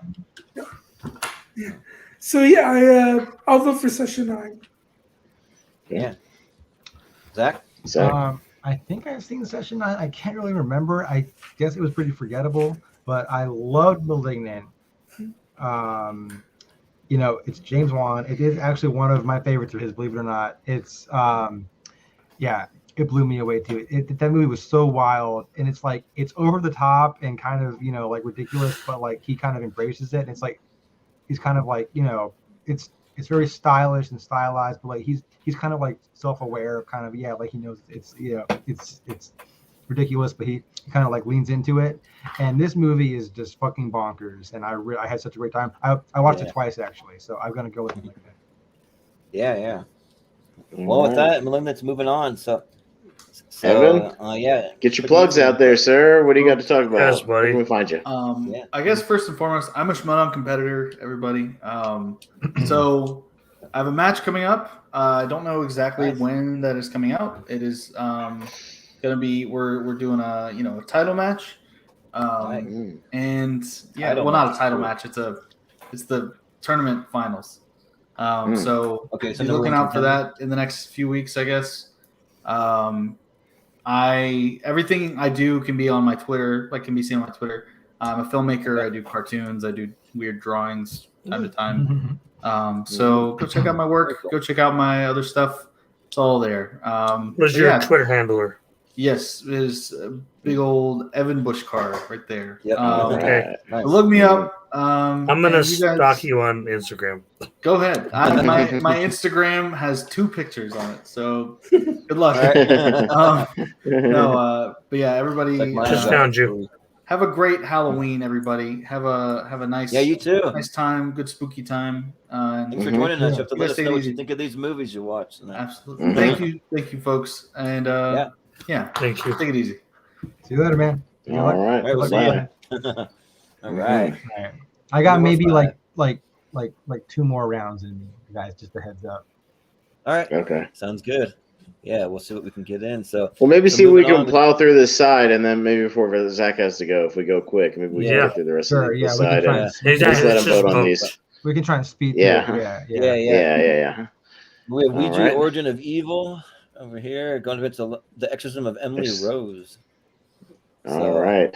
Chris is up first. Chris. Exorcism of Emily Rose is hands down one of the scariest movies I've ever seen. I can't get through it. I gotta go with Exorcism of Emily Rose. Yeah. Austin? Yeah, I love my Exorcist movies with court proceedings, not Ouija Origin of Evil. Ooh.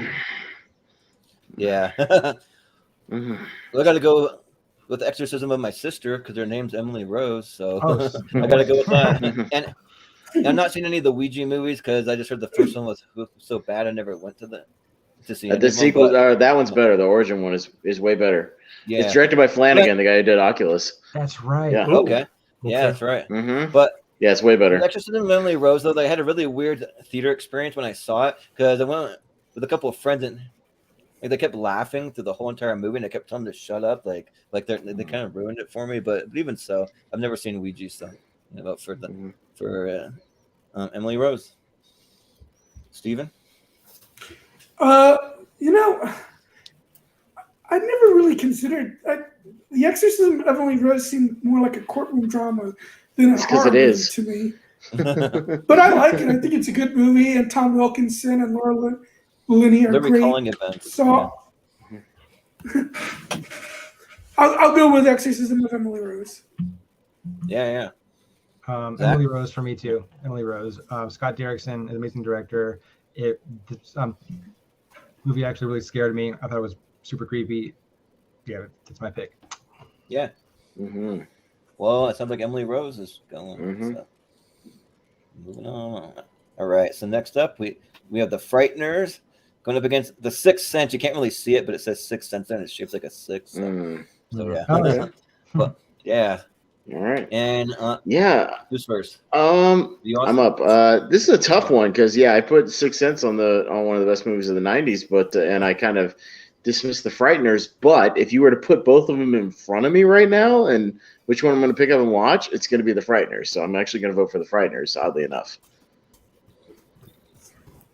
Yeah, this one's pretty easy. I love the Sixth Sense for the first 2 times that I watched it. I've seen it probably 6 or 7 times, but like the first 2 times it was great. Then it kind of loses it for me because what makes it great is all the mystery behind it. Once you lose that, then it's not as fun. But the Frighteners is a super fun time and it's super rewatchable. So I'll go with the Frighteners.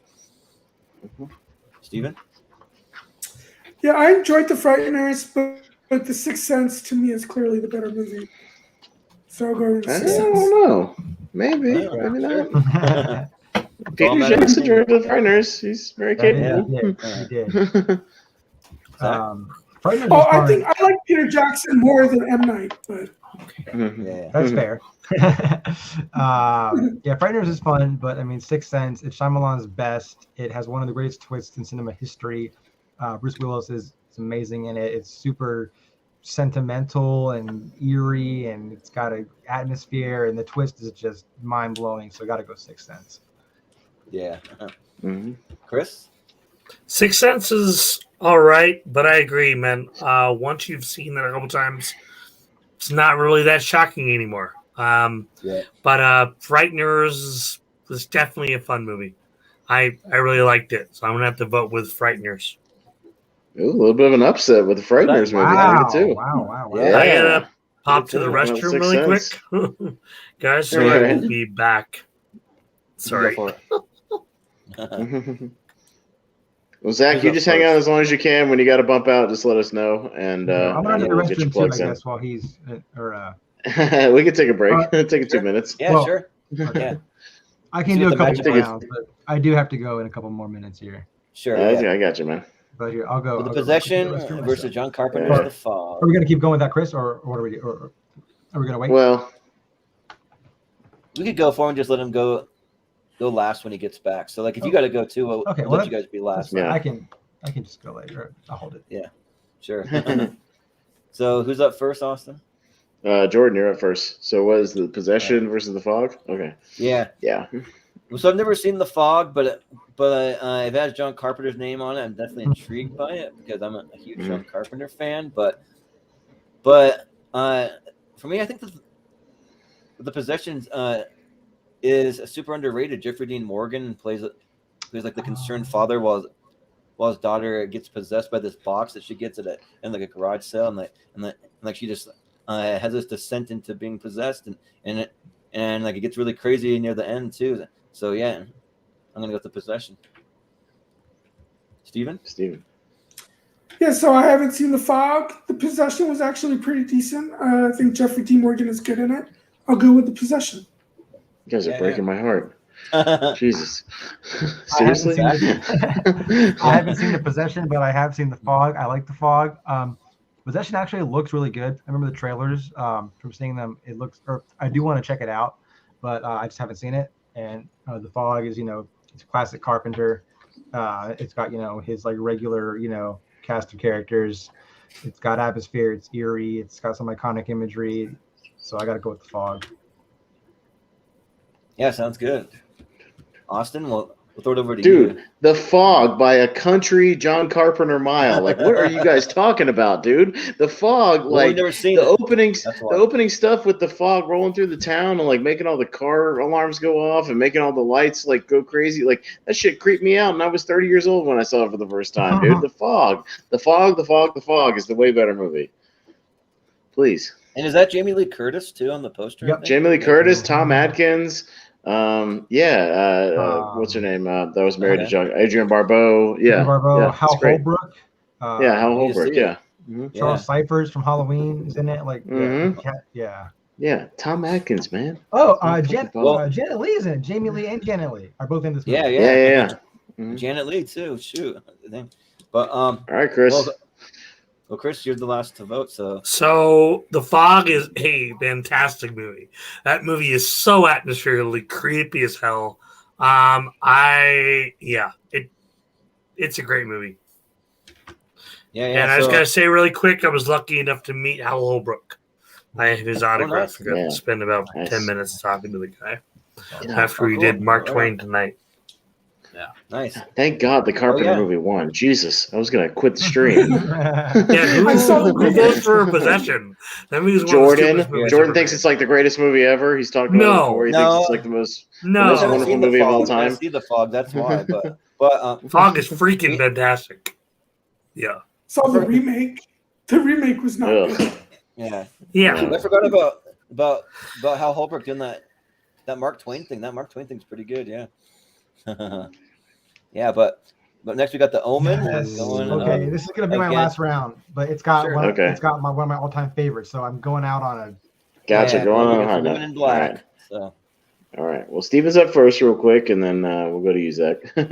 Steven. Oh wait, is the woman in black? Oh, Daniel. This is the one with Daniel Daniel Radcliffe. Radcliffe. Yeah. Yeah. Oh, Mhm. okay. I have not Is it- seen the is it Omen, in the but I old have house? seen the woman in black. So I'll go with the woman in black. Yeah. Zach? If it were up to me, The Omen might be my number one on this entire bracket. It is probably my favorite like supernatural, like demonic horror film. I like it more than The Exorcist. I like it more than Oh. most of these movies. It is so just the atmosphere, the mystery of it. Is Damien the Antichrist? Or is it the whole conspiracy? Of Gregory Peck unraveling the mystery of what's going on, and is his son the Antichrist, and it's not actually his son, and him learning the truth and making these discoveries, and then all the crazy death scenes, which I feel in many ways were precursors to like Final Destination. These accidental, kind of like these like really like creative kills that are in the movie, and the whole like angle with Damien being the Antichrist, like it has this atmosphere of just impending doom and dread, where like nothing has happened yet, but it's so bleak. You feel like they're like, there's like post-apocalyptic, there's like apocalyptic films. This film I consider to be a pre-apocalyptic film because like it is like before. Bless you. Ooh, bless. Oh, sorry. Yeah. It's like you feel like it's like this is like the last, like feel like something like big is is building, like something like really terrible is like going to happen, and at the end it does, and and evil wins in the end. And I don't know, Gregory Peck is phenomenal. He's one of my all-time favorite actors. The kills, the effects, the atmosphere, everything about this movie, I just love it so much. So The Omen is easily my vote. Yeah. Sounds good. Chris? You literally said everything that I would have said about The Omen. Like, I love this movie so much. Yes. And which is why the sequel like ticked me off so much, because it didn't have any of this. Like, but Gregory Peck is incredible. I mean, Lee Remick is solid. I'm trying to remember who plays the kid, but just like Harvey Stevens. Okay, well, creepy as hell. Creepy as hell. Like, it has all that in there, and it just makes it just an amazing movie. And I know this is just the first in the three of them, but it's a perfect trilogy. Perfect. Yeah, I want to see the sequels too, because that's got Sam Neill playing Damien as an adult, right? And the third one. I'm not going to say anything. It's not good. Oh, they're good. Well, Yeah, see the originals. Well, Austin? What are you going to go I'm for? not as high on The Omen as you guys are. I talked about that on my tier ranker fights. It kind of bored me the last time I watched it, but to be fair, I have the Scream Factory set over there. It's really nice and pretty on my wall. Just rub it in. Thanks. But even then, I saw The Woman in Black in theaters. It's got a nice little hammer horror kind of vibe to it. It looks good, but it was just fine. So despite that, The Omen, I'd rather watch The Omen over The Woman in Black. And rest in peace, Richard Donner. So I'll vote for it out of him. Yeah. Yeah. Well, I'm gonna go with The Omen. Yeah, I saw it for the very first time a few months back. I've been getting into a lot of horror movies for the first time lately because I didn't really grow up watching them. I kind of grew up in a pretty conservative household, so we didn't really watch very many. But yeah, The Omen's awesome. It has a great score too. Like I really. Oh yeah, I didn't mention the score. I dig the score, yeah. And then also too, like who would have thought Gregory Peck he would be like Boo Radley from To Kill a Mockingbird and like some of those like great movies from back in the day, but then Atticus Finch. Or yeah, Atticus Finch. Yeah, that's right. But Boo to, like Radley's the come kid. out though. Yeah, sorry. Yeah, getting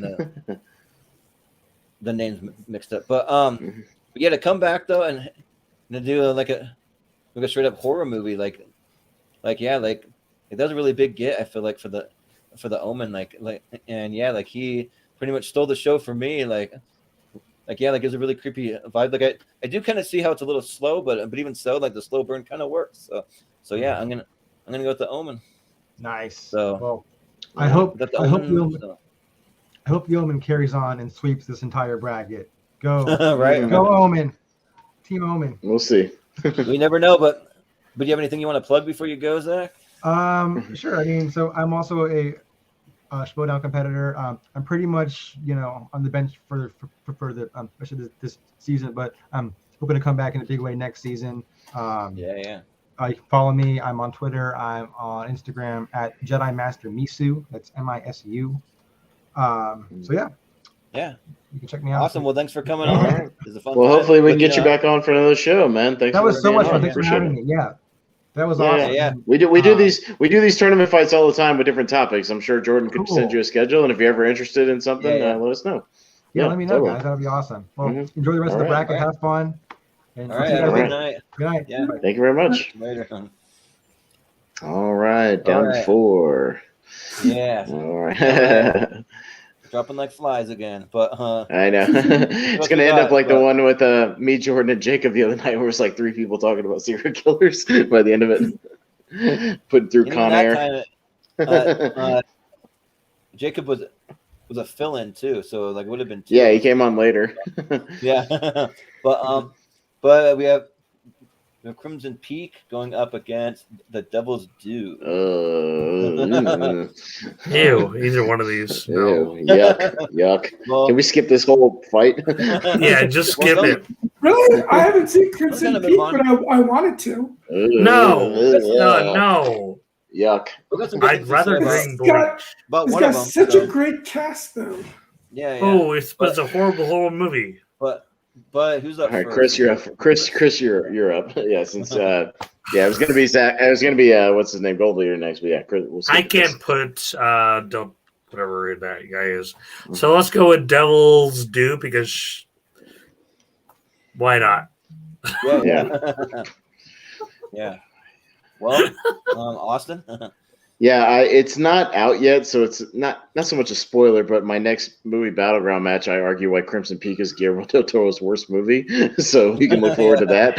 I fucking hate Crimson Peak. I think it's a boring piece of shit. Yes. Pretentious.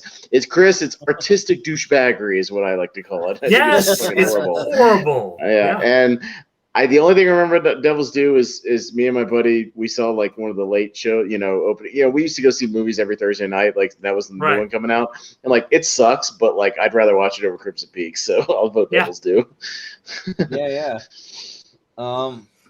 Yeah, for me, I worked in the movie theater during Crimson Peak, and like I was an usher, so I had to go in and like see it, like bits and pieces of it. And, like even then, I wouldn't go see it for free. Like I wouldn't even see it if there's. Dude, it's also a 2-hour movie that feels like 4 hours. Like it feels like it goes on forever. Like it's so long. It was a waste of like such a great cast. Like it's just it's sad. Like Tom Hiddleston and then Jessica Chastain, and I forget the other one that's in it. Charlie Hunnam from Pacific Rim and Sons of Anarchy is in it too, but he's like barely in it. Yeah, but for me, I had a lot of fun with the Devil's Due. Like it's got Zach Gilford, the one from Friday Night Lights that plays Matt Saracen, the backup QB. Like, and it's a fun little premise where they go on this honeymoon down to like some Caribbean country, and they go see some kind of like voodoo place, and they get like maybe drugged or tricked into like. They go into some weird kind of club, and then when they come back, she's like literally like has a demon inside her as a baby that she has to give birth to that like slowly kind of possesses her. So I mean, it was a fun movie. Like I'm probably a bigger fan of Zach Gilford than most people. So yeah, I'll vote Devil's Due. I mean, we had fun laughing at how bad it was. I at least had some fun with it over Crimson. At least I wasn't bored like Crimson Peak. Like again, I'd watch that over Crimson Peak. Yeah. Steven? Well, I haven't seen either, but Crimson Peak, I've never heard of the other one, so I'll go with Crimson Peak. Okay. Sure, yeah. Hey, that, well, though? the masterpiece that is Devil's Due. We'll go over to Guillermo del Toro. Yeah. Plus, yeah, Devil's Due is like 80 minutes, like with credits. So I mean, Yeah. Well, fine. It's over in a flash. the only thing that I even like about Guillermo del Toro, honestly, for me personally, I only like his creatures that he comes up with. Other than that, I don't think I'm a fan. I don't think I'm a fan. Like the more I think about it, I don't think I liked it. I don't like Del Toro. I haven't seen anything I of don't like his that I was anything he does. blown Blown away. away by. He's got a new one this year called Nightmare Alley, so I'll see it and maybe it'll turn me around. But Yeah, I don't know. I haven't been blown away by anything of his, but I like most of his movies. Yeah. But up next, we have Mama going up against The Taking of Deborah Logan. Oh, okay. Yeah. Which are probably two movies that they're very underseen by a lot of people. So yeah, I've never seen either one of So these. you guys I've seen both of them. I've seen both of them. Yeah. Jordan, So you're gonna go with the creepy old lady, right? Oh yeah, because like old people really like scare the hell out of me because I had to live next to really creepy old people that like we had this lady that would always creep around and like nighttime for some reason, and she'd be all hunched over walking around the neighborhood for some reason. And then I've also used to work in a lot of nursing homes because I'm a CNA, so I've had to do the overnight shift all by myself, and like seeing people just come out of their room and like really scare me without their teeth in and everything. It just freaks me out. But and also Mama, like the premise didn't really intrigue me either, and I went to see it anyways, and it didn't really do anything for me. So, but The Taking of Deborah Logan was actually really, really creepy. Like for possession movies, one of the creepier ones that I've seen in a while. So yeah, I'll go with The Taking of Deborah Logan. If you haven't seen it, I would suggest checking it out because it's kind of underrated. It's one that flew under the radar. So. By the way, just a real quick note. I like this tournament. It's almost like a mini podcast league now, almost tournament fight. So with special guest Steven. With special guest Steven. Steven, welcome, buddy. We haven't done one of those in a while. Tournament league now. Tournament league now. Yeah. All right. Which pot? Yeah. We'll get back to it eventually. Once our schedules all line up. Yeah, exactly. So I've never heard of The Taking of Deborah Logan. I haven't seen Mama, but I like. But Jessica Chastain is one of my favorite actresses, so I'll go with Mama. Yeah. Chris? I had no interest in Mama, and like I just looked at The Taking of Deborah Logan, and it actually looks pretty freaking good. So I'm gonna go with The Taking of Deborah Logan, and that cover is just creepy, anyways. Yeah, make you scared of your grandma for the rest of your life if you see it. Great. Okay. Yeah. So it's either creepy kid or creepy old lady. Yep. Yeah. Do you think, Austin? Mama's not bad. It's actually directed by. I remember seeing it in theaters and thinking it was okay. Like it's not the best, but Andy Muschietti did it. Who's the guy who did It Chapter 1 and 2. So that was his first. That's kind of what got him the job. But even then, I just watched Deborah Logan right before we went live, Jordan. So I was watching it right then, and it's creepy old people, and I don't like creepy old people too. Yeah. So they freak me out and make weird faces, and it's not cool. So So I'll go for Deborah Logan. Sure. Yeah. Wow. Movie that unsettles you, Austin. Holy shit. Well, I mean, it's not scary. I never thought I haven't seen that Christmas Miracle. Well, it's not scary. It's just like it starts out with. They're doing like a documentary, trying to do a documentary about she has like Alzheimer's, but they don't know it's not actually Alzheimer's. It's like she's possessed, like and being weird. But it kind of hit me differently because my grandpa just got diagnosed with dementia, frontal lobe dementia, and my parents are dealing with that right now. With him dealing with dementia, so it played into that like kind of topical for me. So I've watched it Elderly Home too, so that's definitely Yeah, it can be weird. Yep. But next we got Dead Silence going up against the Babadook. All right. Speaking of James Wan. Yeah, right. So Not one of his stronger ones, but okay. Yeah, Steven. I thought Dead Silence was okay. I don't think it's a great movie, but it's fine. The Babadook is high on my list of movies I need to see in the next week or two for Halloween. So yeah. I know everybody loves that movie, so I definitely want to see it probably sometime this week. But for now, I'll go with Dead Silence. Yeah. Chris? Chris? Oh, sorry. Whoops. Oh no! I didn't We're doing research on the tournament. I've page. never seen Babadook, and I was like, "Oh, that actually sounds like a lot of fun." So here. Okay, we got to go down. Let's go back to where we were. Hopefully, we didn't lose anything. We got to go over. Yeah, jump to the other side. Now it's all frozen. As my computer We can still vote Chris while he's moving. So yeah, Babadook versus Dead Silence. So Dead Silence. I like Dead Silence. Dead Silence is fun. It's not amazing. I mean, but it's James Wan, so I like it. Yeah. All right, Austin. Yeah, I'll go with Babadook. Babadook is a layered movie, and it's got a lot more going on than just the monster with like mental illness and child abuse and issues, things like that. So yeah, I'll go with Babadook. Good foreign Australian movie. Yeah. Yeah, and I just wanted to just shout out the little boy. I was like trying to see what his name was. Noah Wiseman. Like I think that like him and the mother have a pretty endearing relationship in the Babadook. So like I like that a lot. And then and I've also never seen Dead Silence, so it makes it kind of hard to really vote for. And I've heard kind of mixed things. Like it's not the greatest James Wan movie, so I'm gonna go with It's not. with the Babadook. Even though the character of the Babadook doesn't really scare me all that much because it's just on paper kind of thing, or like some kind of cartoon throughout the whole movie. So, but even so, the movie's still good overall, despite that. So I'm gonna go with the Babadook. So, all right, well, we got a tie, and Evan had the last. Oh, we got a tie, Jordan. We got a tie. Hang on. We got a tie. Hang on. Don't jump the gun. who else voted for Dead Silence?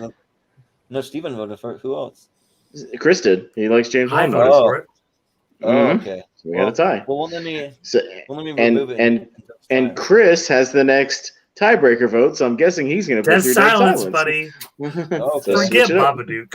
I'm not watching a All foreign right. horror movie, anyways. I don't think is it foreign? That's not a foreign movie. Yeah, it's Yeah. well, Dead He said it was Silence. isn't it? Australian, Mm-hmm. Oh, yeah. It's like yeah, you're right. yeah, It is Australian. Babadook is. but you said yeah. Babadook It's is a all in foreign horror English. movie. Yeah. Yeah, it technically is. Yeah. All right. Well, Dead I Silence. guess Yeah. because it's in English, I didn't know it was a foreign. Well, just because it's in English doesn't mean it's not a foreign country, sir. Yeah, right. Yes. There's plenty of Canadian movies that I've enjoyed. Malcolm speaks English. He's from New Zealand, sir. Yeah. But, Anyways, the next we got Evil Dead 2 going up against Hereditary from that Ooh, cool little okay. poster with the ladder going up to the treehouse. But yeah, so who's up first now? Chris is up first. Chris. All right. What you gonna go for? I've never seen Hereditary. I don't think. The one with Toni Collette losing her mind No. from a few years ago? No? Okay. And I don't really like the Evil Dead series, but I do like that character. The character's fun, so I'll go with Evil Dead 2, actually. Mm. Yep. All right, Austin. They're both really good, but again, you put them right in front of me, and I'm going to go with the bonkers nature of Evil Dead 2 over the slow burn of Hereditary, so Evil Dead 2. Yeah. Well, Chris, you took the words right out of my mouth. I'm not a huge fan of the Evil Dead series, but I love the character. Like, the character is really cool. And I'm a big Ash versus Evil Dead fan, so that series is really good. But over time, like, the more I think about it, though, like, it's kind of like Evil Dead 2 is like sort of the transition from like the really serious one and the first Evil Dead to Army of Darkness, and kind of like the in between. So you got with a little bit of seriousness, a little bit of. I'm telling you, of you're humor gonna to warm up to it eventually. thing, so- You're gonna go back to it about Yes. once a year, and you're gonna warm up to it eventually. I'm telling you. I know you weren't. Or So so maybe I I don't need to know when I saw it, rewatch but- them myself. Yeah. But about once a year, you're gonna go back to it and watch it, and you're gonna come around to I it. will eventually. rewatch them. They're on HBO Go Max. Well, Jordan, what you need Okay, to do yeah. is if you ever get a chance to see it with a crowd in a theater, like a revival Yeah, yeah. showing, it's a lot of fun. And you should see it that way because Okay. I've seen it several times in a theater with a crowd, and it's a lot of fun. So I would say Okay. that. Yeah, That That's helps. awesome. because Army of Darkness is my Mm. my favorite one, so it kind of skews a Mm. little towards that. But Yeah. this one's tough though because Hereditary, like overall, like the movie, like I didn't really like the overall movie, but I admit though that the Toni Collette gave a powerhouse performance though. It's an Oscar-worthy performance. She should have been nominated. Yeah, Yeah. and also too, I really like the ending of it. Like it's a really shocking Mhm. ending to it. There's some shocking things that like happen throughout the movie that Mhm. where like I'm just kind of watching the movie, kind of getting a little bored, and then something shocking happened, and I'm like, "Whoa, that just happened! What the frick?" So, but yeah, like I think probably just slightly, I'm gonna go Hereditary, but I think Okay. you're right though. Maybe over time, like we might end up warming up to Evil Dead 2. Like I'll definitely give another rewatch sometime soon. So yeah. Yeah. All right, Steven. But Steven? Well, I believe Austin has the tiebreaker. Yeah, I do. So even though I'm not a fan, I'll go with Evil Dead 2 because just to save time. Oh, so save it. We'll save it. Okay. Aw. Yep. Just to Save the save time for time. later. Oh, okay. Fair enough. Evil Dead 2. All right, Evil Dead 2. Right? Even though I have a Yeah. major hot take on that movie, on that franchise, but Yeah. Most a lot of people don't like it. It's fine. I understand. It's fine. Yeah, but It's a rough series. we have the movie Incarnate going up against Prince of Darkness. Yay. Yeah. All right. So, Austin, I think you're up first. Dude, John Carpenter, Prince of Darkness, super Yes! underrated, a lot of fun. Yes, Super movie's so underrated, great. a lot of fun. Alice Cooper is a creepy homeless guy standing outside the church, a lot of fun. People spraying each other with green goo all over the place and a swirling, tube of green satanic stuff. It's fun, man. Prince of Darkness is a lot of fun. Incarnate is that weird, shitty movie with Aaron Eckhart. So yeah, Prince of Darkness by a mile. Yes. So Prince of Darkness is awesome. Yeah. And I want to say that I have seen Incarnate, but I don't remember much. I just remember seeing a horror movie with Aaron Eckhart. That's all I really remember. So Yeah. like it's not really that memorable. I've never seen Prince of Darkness though, but it's another John Carpenter one. So like my book, John Carpenter can do no wrong. Like pretty much all of his movies are always pretty solid. So I would say Village of the Damned was pretty wrong. Oh yeah, sure, yeah. It's not the best, but this one has like Donald Maybe so. Pleasance and Victor Wong from Tremors and Big Trouble in Yeah. China. Like it's got a great cast. It's fun. Yeah. I'll go with the Prince of Darkness. Yeah, All right. Steven? I have not seen either. I'm a big fan of Aaron Eckhart, but I have heard nothing but bad things about this movie. So I will go. I do like Donald Pleasance, so I will go with Prince of Darkness. Mm-hmm. Yeah. Chris? So I vaguely remember seeing this movie, but now I definitely want to check it out. I mean, and Alice Cooper is a homeless guy. That's all I need to know. Okay. Yeah, he just like stands Uh, outside and he just looks creepy and weird, and they just kind of focus on him every now and then. It's a lot of fun. Yes, freaking Alice Cooper. Alice Cooper was a rock. Is a rock god. So Yeah. definitely Prince of Darkness. Mm-hmm. Yeah. Well, with that, Prince of Darkness it is. All right. Mm-hmm. So up next, we had The Devil Inside going. Oh, that's the one with the website, Jordan. That's Okay. it. It's the one with the Yeah. website at the end. It tells you to. It just cuts off. It tells you to go to a website. It's the worst fucking ending ever. Yeah, it's weird. Yeah. We're going against Poltergeist, so it's going against a heavy hitter. Oh, so. geez. Is anybody voting for Devil Inside, the fucking website movie? No. Never seen No. it. Okay, let's just skip it and Just vote move for on Poltergeist. Poltergeist. Just put Poltergeist through, and we'll Poltergeist just is go to the next one. Incredible. Yeah. Let's do Yeah, it. the only thing, Yeah. the only memorable thing that I remember about The Devil Inside is when she's like, connect the cuts, like over and over again. But yeah. By the way, Prince of Darkness is on Peacock. Go watch it. It's great. I just saw that on there. Okay. I'll have to check it out, Cool. definitely. Yeah, I do it's have fun. Peacock, The thing about- so I will be Yeah. checking it out. The Yeah. thing about Poltergeist, though, because of that movie, I'm always looking into a cereal box to make sure Oh, sure. yeah. Yes. There's nothing like crazy on the inside, yeah. But Yeah, the movies are. Oh.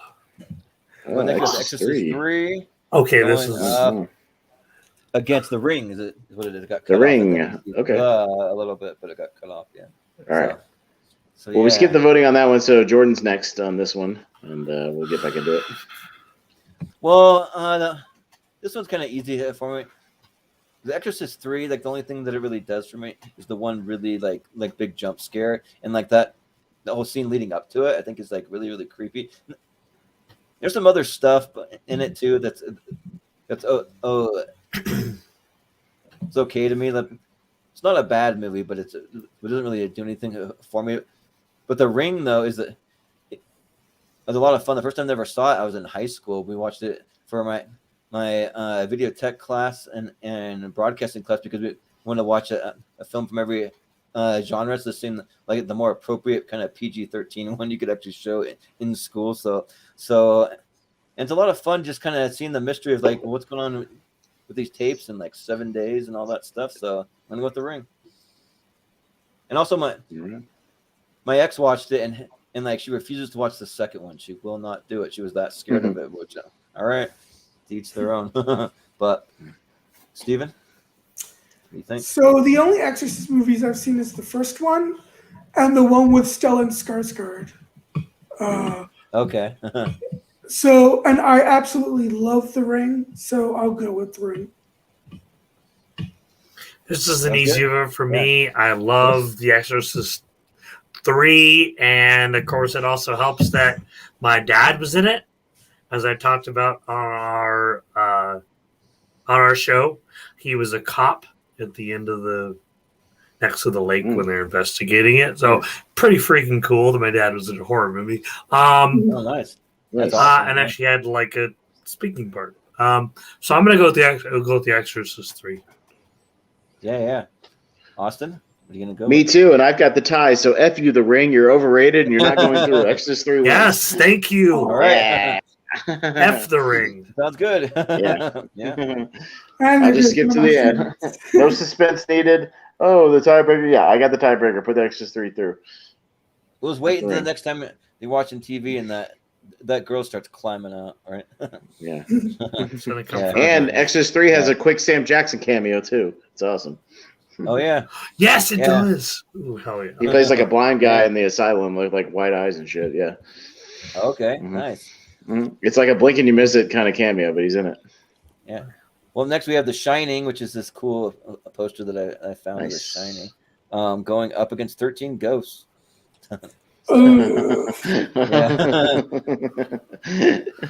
Is anybody voting for 13 Ghosts? Yeah. I think The Shining. I think The Shining is overrated, but it got lucky that it's against an even worse. 13 God. Ghosts. Yeah, and even worse. So I think we just put it through. Yeah, Right? as Put I'm it saying, through. some of these like, Objections? yeah, I mean, I Put it through. rewatched 13 Ghosts with my Scream Factory Blu-ray. It's kind of fun, but it's no Shining. It's no Shining. No. Yeah, not Shining even close. is freaking fantastic. Oh, Mm-hmm. If you look really, really close and you squint really hard, it'll say that. Oh no, it's cut off. It'll say the Shining like right there, but yeah. Okay, that's fine. We got it. these are Yeah, such yeah. dope posters. All right, Yeah. nice. So, all right. So now we Yeah, can it's just like kind of Mondo posters. Now we can just vote quick and breeze through this thing and get Yes. to a winner. Yeah, let's do it. Let's kick it into Yeah. overdrive. Yep, That's let's just do this. Don't even think about it. All No right. argument. No debate. Just Let's crank it up to 11, right? 11. I'd on the like to die. see though what some of these movies beat though, since I missed. Yeah. Oh, that's fine. Yeah, he can scroll over just a little bit at least. We remember. I know. Oculus beat Pet Let's see. Cemetery. Yeah, Yeah, that was Pet and Sematary, yeah, but Devil beat cut off. The Haunting in Haunting in Connecticut. Yeah. Yeah. All right, Steve. So So, you're first with Devil Oculus versus Devil. Oculus. Well, I have not seen Devil, but I like Oculus a lot, so I'll go with Oculus. Yeah. Sounds good. Chris? Oculus. Yeah, you're not going to vote for M. Night. No. Yeah. I'd I don't think he rather. produced it. I'd I rather don't think stab he myself directed in the eye. No, he didn't direct Alright. it. Everybody assumes that, but He didn't. just But yeah, touched it. He just touched it. I know. It's enough for me. Okay. No, but Oculus Yeah. rocks. Yeah, Oculus all the Yeah. way. Definitely. Awesome. Yeah, I gotta go with Oculus. Oculus is it. Mm. It's awesome. Like, it's a fun movie for me to just stare at because there's a lot of effects and there's like 2 really hot girls in it. So yeah, I'm happy with that. So yeah, but moving on, we have Casper. Yeah. Casper who was on the list that beat out Lights Out just for Steven. But going up against Shudder. Shudder. The Curse of La Llorona. So Casper versus Shudder. We're gonna go for it. A lot Alright, of Chris. that was A PG-13 movie going up against a G-rated horror. Casper. Casper's PG. maybe. Yeah, I think it's PG Mhm. actually. Yeah, Mhm. but Casper. Casper. So who's- Yeah, me too. Chris just voted Casper. I'm voting Casper. all right. Yeah, I'm gonna vote Casper this time. I didn't vote for it last time, but I will this time. Yeah. It's against Shudder, dude. Casper's better than Yeah. Shudder. I mean, come on. Yeah. Steven Spielberg Shudder- produced it, at least. Shudder is the one with Josh. It was Shudder the one with Joshua Jackson. Yeah. I like Joshua Jackson, but Shudder sucked. Yeah, it Charlie, did. even Charlie couldn't save it, right? He saved the Mhm. Mighty Ducks, but he couldn't save the. Well, Yeah. He's always going to be pacey to me. Although, no, Oh, yeah. actually, check that because Fringe? Fringe is one of my favorite shows. So he'll always be Same Peter here. Bishop. Yeah, Peter Bishop for the win. I freaking love it. Sliders. And Joshua Jackson has said he's going to show up on Mighty Ducks season 2. So let's go. Yes. Oh yeah. They allude to it, Hell so yeah, but Yeah. pretty Uh-huh. awesome. Yeah, that show's not the same if Charlie doesn't show up. Like, he's got to show up at No. some point. That show's Yeah. flipping amazing though. Oh. Yeah, I liked it. You gotta have Charlie, and then I gotta convince Keenan Thompson to make a Maybe. maybe. Maybe. Yeah, but moving on, we have Hellraiser 2. Hellbound Hellraiser is what it is. 2. Yeah, Yeah. which the title got cut off there, but it's going to be the Amityville Horror. Oh, I didn't I'm up miss first. that much, I guess. No, Not that much. You didn't. No, because right. there. Zach was kind of going on for a while. He was kind of pulling an Adam Witt in some Yeah, of the yeah. early rounds. But we love Zach. He was a good guest. But yeah, Yes. Hellraiser Fine, 2 yeah. is what mind Hellraiser a 2 is long way more episode. entertaining than Hellraiser 2 is way more entertaining than Amityville. Hellraiser 2. Yeah, the only reason why I go quick is because some of y'all got to go to bed because you're on the East Coast. but Oh, And I'm going well, to I dinner don't here do at it. 10 o'clock. I'm yeah, going to right. dinner at 10 p.m. with friends. Yeah. Okay, sure. My wife. Yeah, well, and- We're speeding through. Well, We're speeding through. we'll speed No through, worries. So, yeah, Sorry, I wasn't trying to like put that all in there. Very good. I'm gonna go with Hellraiser 2. Yeah, easy. Hellraiser 2. Easy vote. Steven, same. All Yeah, yeah, Hellraiser. Okay. Yeah. right. Yeah. All right. Hellraiser 2 it is. Yep. All right. Well, up next we have the Babadook is what that is. Going up. No, that's not the Children of Babadook. Corn. Or no, sorry, the like, Babadook. That's the- Krampus. It's Krampus. Krampus. The Krampus, one of those one name kind of like fabled characters. Yeah. Yeah. The All right, Jordan. Krampus. Yeah. Going against Children of the Corn, and this one's tough for me actually.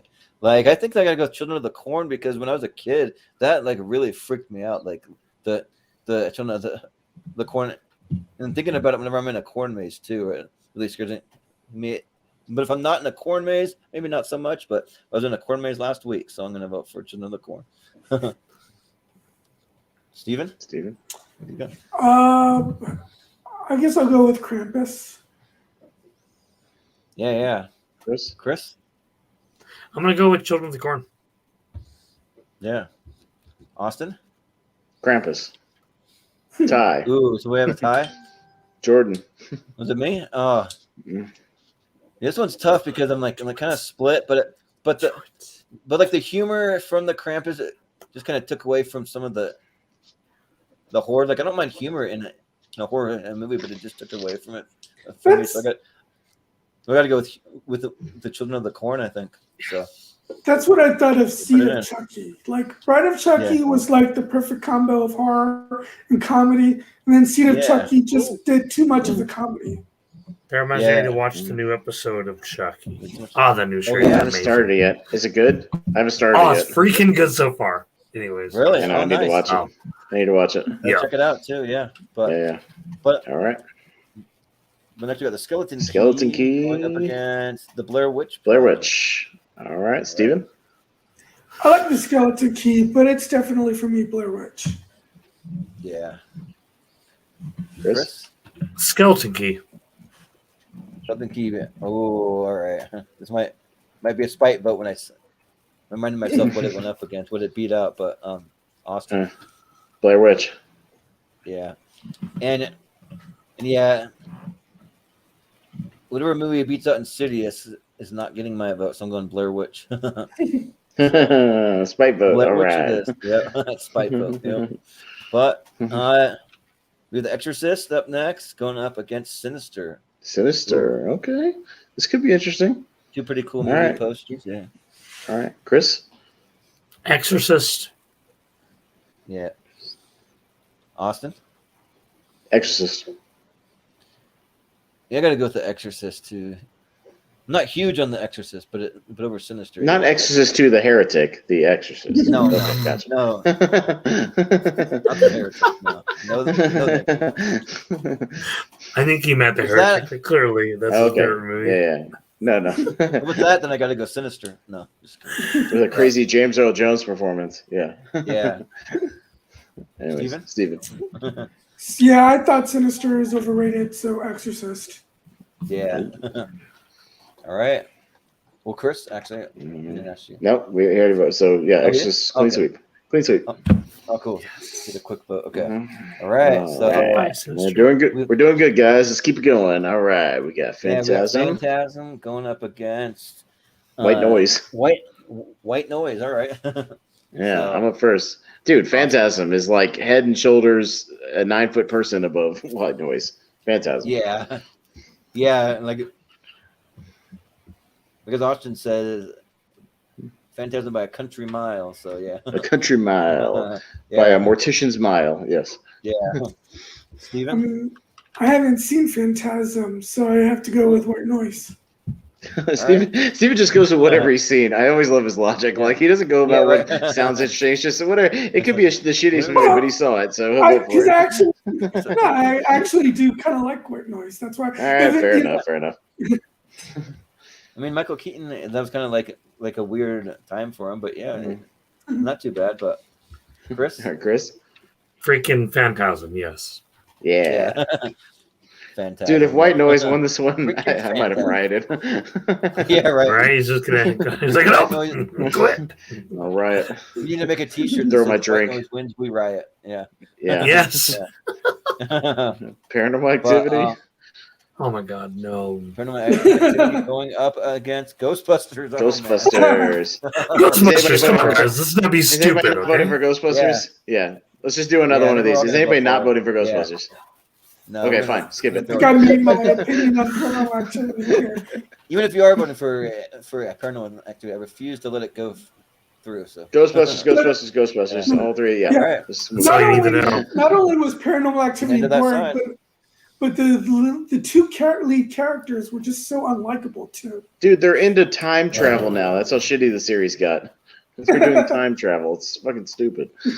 All right. And they're making another one still. They're still making another one. Yeah, but the next one's going like straight to Peacock or Paramount or something or whatever the fuck. Oh, yeah. Yeah, it's like going straight to streaming. Well, they even went to Yeah, another that's how bad country it is. because Are people in these- America Yeah. Mhm. didn't care for it enough. They don't give a shit Mexico. anymore. And then- Yeah, are these movies still profitable? Well, yeah, because they cost That's $2 fair to make. So Yeah. anything. Yeah. Well, we have Drag Me to Drag Hell. Me to Hell versus Conjuring 2. Ooh, Okay. tough. All right. Jordan's up first. I know what he's voting for, but whatever. Yeah. It's kind of tough, but it's not that tough. I gotta go with Conjuring 2. So, Steven? Yeah, I like Drag Me to Hell a lot, but I love The Conjuring 2. So Conjuring 2. What the fuck is going on? This movie's not Conjuring going to 2, get to the baby. fucking finals again. Are you kidding me? Conjuring 2. Not again. Conjuring 2. You're the only This one is that like doesn't deja like vu all over again. Conjuring 2. Oh, my Conjuring God. 2. Dude, we're not going to do this again with that sequel show where we put You're Conjuring 2 all the way to the fired. fucking finals. And, Yeah, Oh, they it's were gonna be the talking worst about Let's they were let's do it talking for about a second before time. about making you care, and I think the movie does a great job of making you care about the characters. Oh, yeah. Hmm. Yeah. He does a phenomenal job. Yeah, But but next we have 1408 going up against Malignant. All right. So Steven. And Steven? Yeah. 1408 is one of my favorite Stephen King adaptations. I'm going to go with 1408. Yeah. I got to go with 1408. Chris? Yeah. Austin? 1408. Well, just because it's fresh in my mind, I got to go with Malignant. I want to give some love to it. If you have not seen it, like seriously, watch this movie. It's freaking awesome. So I'll probably get around to watching it when it's back on HBO Max. Yeah, we'll put it back up. Yeah, it's kind of hard to find now. Yeah, like the only way you can find it is to it'll be back up there in about 2 or 3 months. They just gotta wait for that window to close, and then they'll put it back up there. So yeah. But don't tell anyone. I had to torrent this movie. It's the only way I could do it. So the only way I could watch it. So I watched it on HBO Max. Yeah, but 1408 it is. So, but up next we got the Exorcism of Emily Rose going up against the Frighteners. All right, Frighteners. Okay. So Chris. Who's up? The Frighteners. Yeah. Yeah. Hell yeah. The Frighteners with 100% less courtroom drama.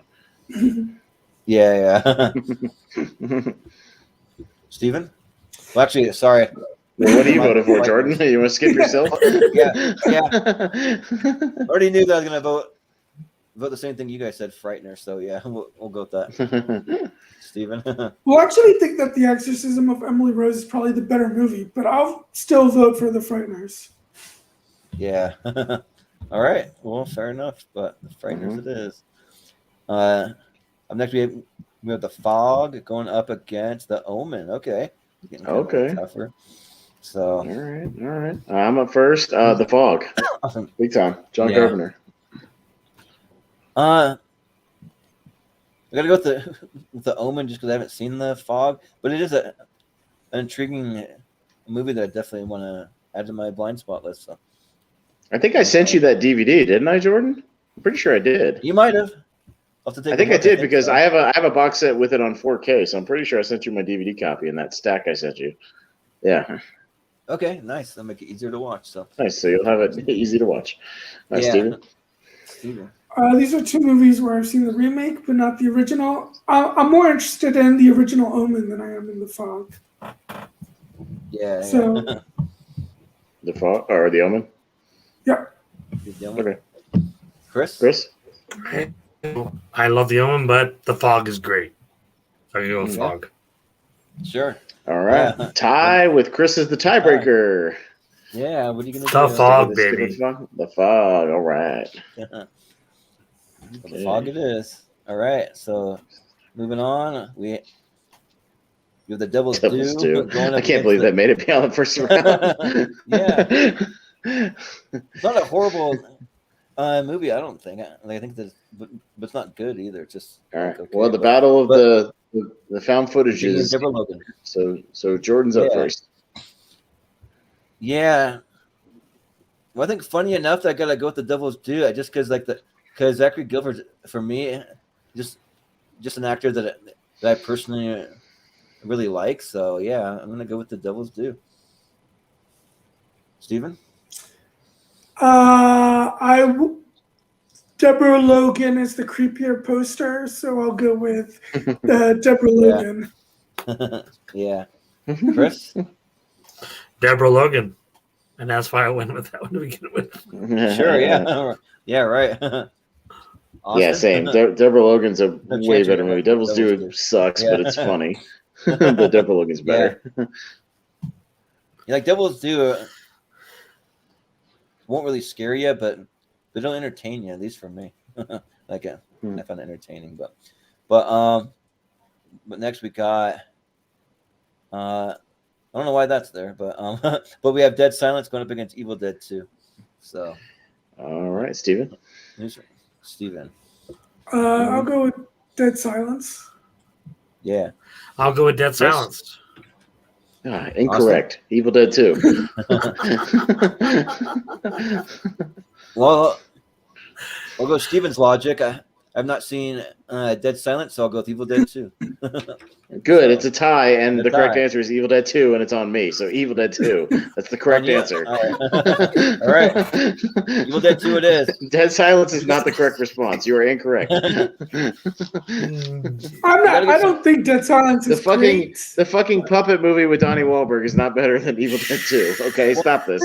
Yeah. I like Donnie Wahlberg. It's a great movie. You love it secretly. Well, That's something I don't well, think Evil Dead 2 never seems to get enough love on our show. Like even on tier ranker fights, like it Gets just knocked went out on. like immediately. Yeah, like it just made the honorable mention. It didn't make the top 10, which it maybe probably should have, but it didn't. But up next we have Prince of Darkness going up against Poltergeist. Ooh, this is kind of tough actually. Okay, Yeah. John Carpenter versus Tobe Hooper. Oh, all right. Yeah, Chris. Poltergeist. Absolutely. Austin. Yeah, I definitely champion Prince of Darkness. I think people should see it, but overall, I would give Poltergeist the edge. Yeah. But I do recommend Prince of Darkness.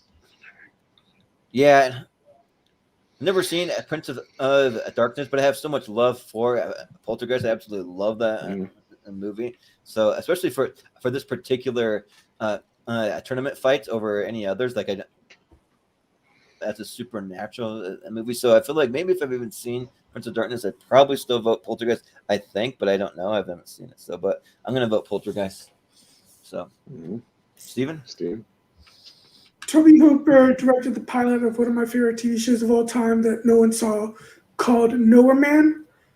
Okay. I mean, I'll go with Poltergeist because I've actually seen it and it's really good. Yeah, it Sounds is. good. And Tobe Hooper directed that movie. Yeah. Completely by himself, not Steven Spielberg. Stop it.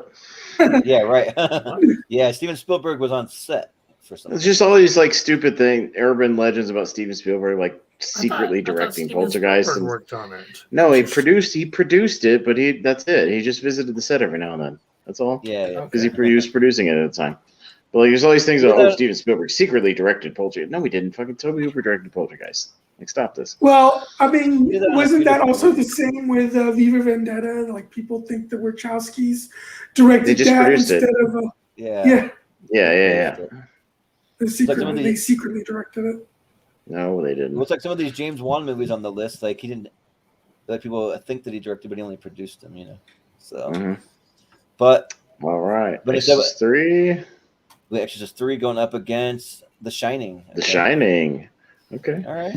I'm up first. It's kind of close for me, but overall, my 4K Shining Blu-ray looks really good, so I'll go for The Shining. Yeah. Yeah, I got to go with The Shining. Yeah. The Exorcist 3 is good, but not as good as The Shining. So. Steven? Well, since Chris's father was in the movie, I'll go with Exorcist 3.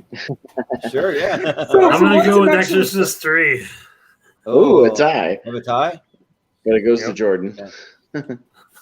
Well, sorry, Chris. We got to go with The Shining. Sorry. No, dude, you're good. I get it, man. Like it literally, like It's The Shining. between the two, it's I get it. Yeah. All right. So I'm not gonna kill you. I'm just gonna bash your fucking Bash your brains in. brains. Come on. Yes. Yeah. So Right. many good scenes in that movie. Yeah. Oh. Yeah, there's so many. Yeah, but that'll be the end of that round. So whenever you gotta jump off, Christian. Go, Chris. I Just let us understand. Yeah, if you have to. Are you okay? Okay. All right, guys. So I'm gonna bounce out of here then. Okay. Okay. Yeah. I don't know if you have anything that you want to plug. I don't really want to plug, but we'll say so. So I am on Twitter at writer_84, on Instagram at cscott1128. Feel free to follow me on there, guys. Dude, this has been a lot of fun. I'm hoping so. Yeah, I'm hoping my schedule works out so I can be on another show with you guys this next week. So Yeah, you guys have a good one. I'll hit you up. All right, buddy. All right, have a good Later. night. Thanks, man. Will Later. do. But all right. All right. So just like the Well, serial show, we're killer good. show, we're down to 3. Yeah. Well, At least there won't be any ties. No ties. I was trying to find a pinch Alright. hitter. If you saw me on my phone during this, I was like, Yeah. I'm trying to reach out to a last Yeah. minute person. See if anybody's watching, but There's there's not many people watching tonight, unfortunately. It's Friday night. I get it. Yeah. But up next we have Oculus going up against Casper. So this will, just for anybody that does watch this is to determine our Elite Eight. What makes the poll here? So whichever ones win this round will move on. All right. So So go to the Schmodown Friends and Family group on Facebook tomorrow, or within the next day or two. You'll see a poll pop up. I do it when I remember to do it, or when Jordan reminds me, because sometimes I forget. But I get it up eventually. Yeah. That's all good. Right, Jordan. Yeah, you're up first. For the next show. Yeah. But, let's see. Here, I think I gotta go Oculus. Like I watched it way more recently. Like I haven't seen Casper since I was a kid, and I don't really have like a lot of desire to go back to it. So I'm gonna go Oculus. Steven? Yeah, Oculus for sure. Yeah. Yeah, I like Casper had a nice little run here, and I'm glad it was in the tournament. But yeah, Oculus is high quality. It's good shit. Casper, the friendly ghost, the friendly. Yeah. All right. It is still fun. It's not a bad little movie to put on in the background. Casper is like if you want to go back to it, it's not bad. Like it's worth another look. Yeah, for sure. But up next we have Hellraiser 2, Hellbound, and going up against, I don't know why this is freezing. Children of the Corn. Okay. Children of the Corn. Okay. All right, Steven. Hellraiser 2. Yeah. Austin? Hellraiser 2. Yeah, we got to go with Hellraiser 2 here. Yeah. Yep. But well, this will be quick getting to a finish. At least it won't be a super long episode. I always feel drawn to watch Children of the Corn. I don't know why. Like it's really random why I always want to watch those movies. But for some reason stay away from the 9 sequels. I can tell that from experience. I've watched all of them. I have them all on DVD. I followed a podcast that reviewed them all one time. They're good. Not a single one of them. Yeah. But it's also kind of like Hellraiser after Hellraiser 2 is no good. So stay away. I remember kind of liking Hellraiser 3. 3 has moments, but they're all stuff you can watch on YouTube. You don't need to watch the whole movie. You can just watch the scenes on YouTube. You're fine. All right. Yeah, that's what I used to do when DVDs first came out. We're like, we can skip around to different chapters. I'm just going to watch my favorite scenes over and over. Yeah. Back in the 90s, But Blair Witch. We have Blair Witch going up against the Exorcist. Okay. This is definitely going to be the hardest. Yeah, it could be. I'm up first. No, I'm up first. No, this is generally kind of tough, but I think Exorcist overall is a little more high quality, even though I'm the found footage fan. So I'll go Exorcist, but surprisingly not by a lot. I'll go Exorcist though. Yeah. For me, I think I'm gonna go with the Blair Witch Project because, I was just really blown away when I saw it. But I think that when I saw The Exorcist for the first time, I kind of went in with a bit of a bad attitude because me and my buddy Mark, who's been on the show a couple of times, and we watched it one Halloween, and we're like everyone says that this is the scariest movie ever made, so we're gonna watch this and we're not gonna be scared.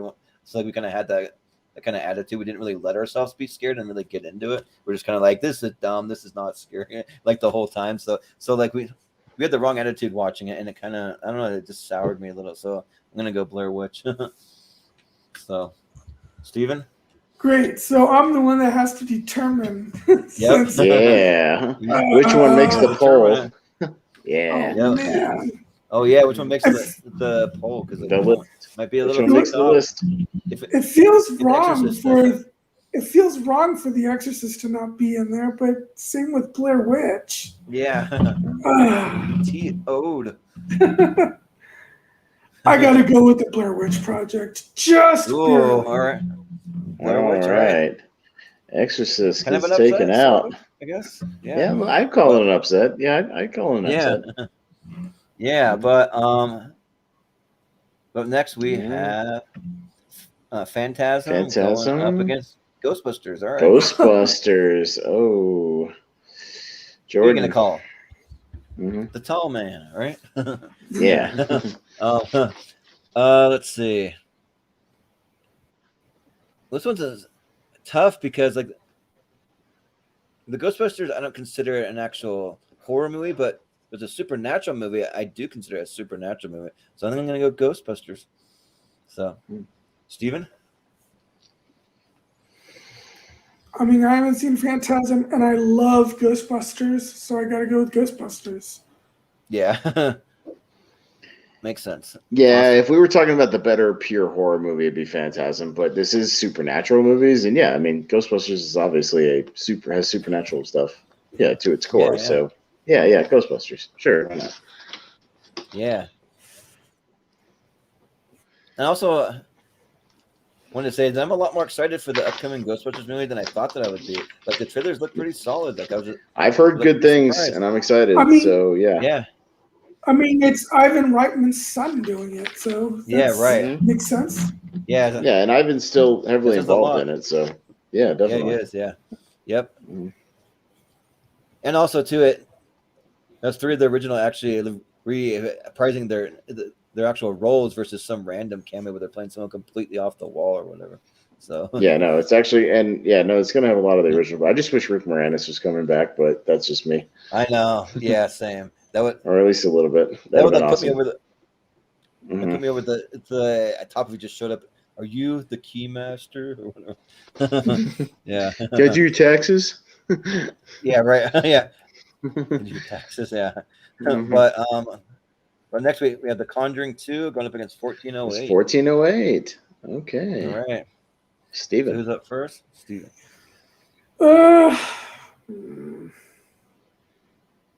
This one's kind of tough. Yeah. Mhm. You know what? Just because I know Austin's not a fan, I'll throw him a bone and go with 1408. Yeah. I just because I know he's not a fan. I'm gonna vote for Conjuring 2. Yeah. Finally, 1408. Get out of here, Conjuring 2. You almost won that other one. Yeah. Well, for me, like I'd be kind of split on it. So I mean, I guess I would give some love to the Conjuring 2 because I know 1408's going through. So yeah, I'll do that. But up next we have, I don't know why it does that sometimes. It freezes. Okay, there we go. The Frighteners versus the Fog. The Fog. Okay. All right. All right. It's kind of tough. Yeah. Peter Jackson versus John Carpenter. Man, I like both these styles, movies a sort of. lot. Again, this one might come down to another one of those things where like you put them down in front of me and ask him which one I'm going to watch. I'm going to watch The Frighteners, so I'll give it to The Frighteners. Yeah. Let's see.